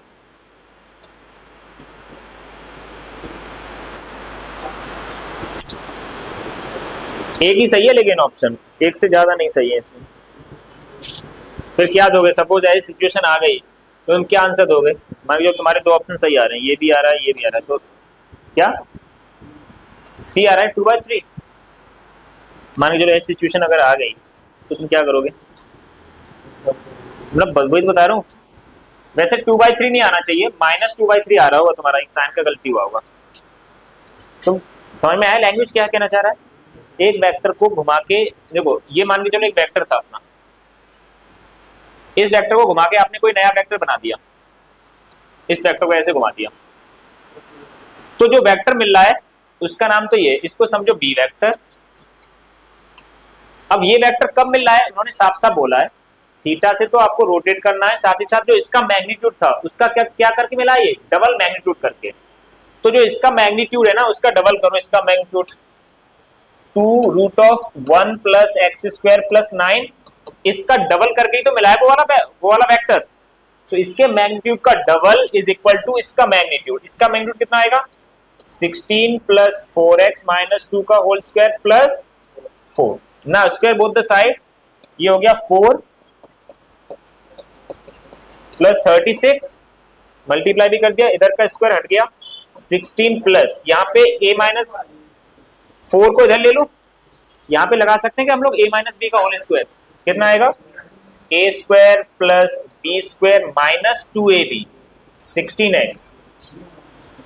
अब देखो x² वाले टर्म्स कितने अपने पास, 16x², 4x², कितना बचा 12x² - 16x, यहाँ पे 16 4 20 24 और इधर कितना था 40, तो कितना बचा, वो भी माइनस का क्योंकि उधर लेके जा रहे हैं। 4 से डिवाइड कर देते हैं, 3x² - 4x - 4 = 0। अब यहाँ से मिडिल टर्म को स्प्लिट करना पड़ेगा, 4 × 3 कितना होता है 12, 12 के ऐसे फैक्टर करने हैं, माइनस करके कितना आ जाए 4, 6 और 2, 3x² - 6x + 2x - 4 = 0। इन दोनों में क्या कॉमन आ रहा है, यहाँ पे हो गया x - 2 प्लस यहाँ से 2 कॉमन आ रहा है, x - 2, तो फैक्टर्स क्या हो गए x - 2 एंड 3x + 2। तो एक वैल्यू आएगी x = 2 और दूसरी आएगी -2/3, बट उन्होंने क्या बोला है पॉजिटिव वैल्यू, तो बी आंसर हो गया। ठीक है, इस तरह से अपन ये कुछ बेसिक मैथमेटिक्स कर सकते हैं। ठीक है, इतना ही करते हैं आज।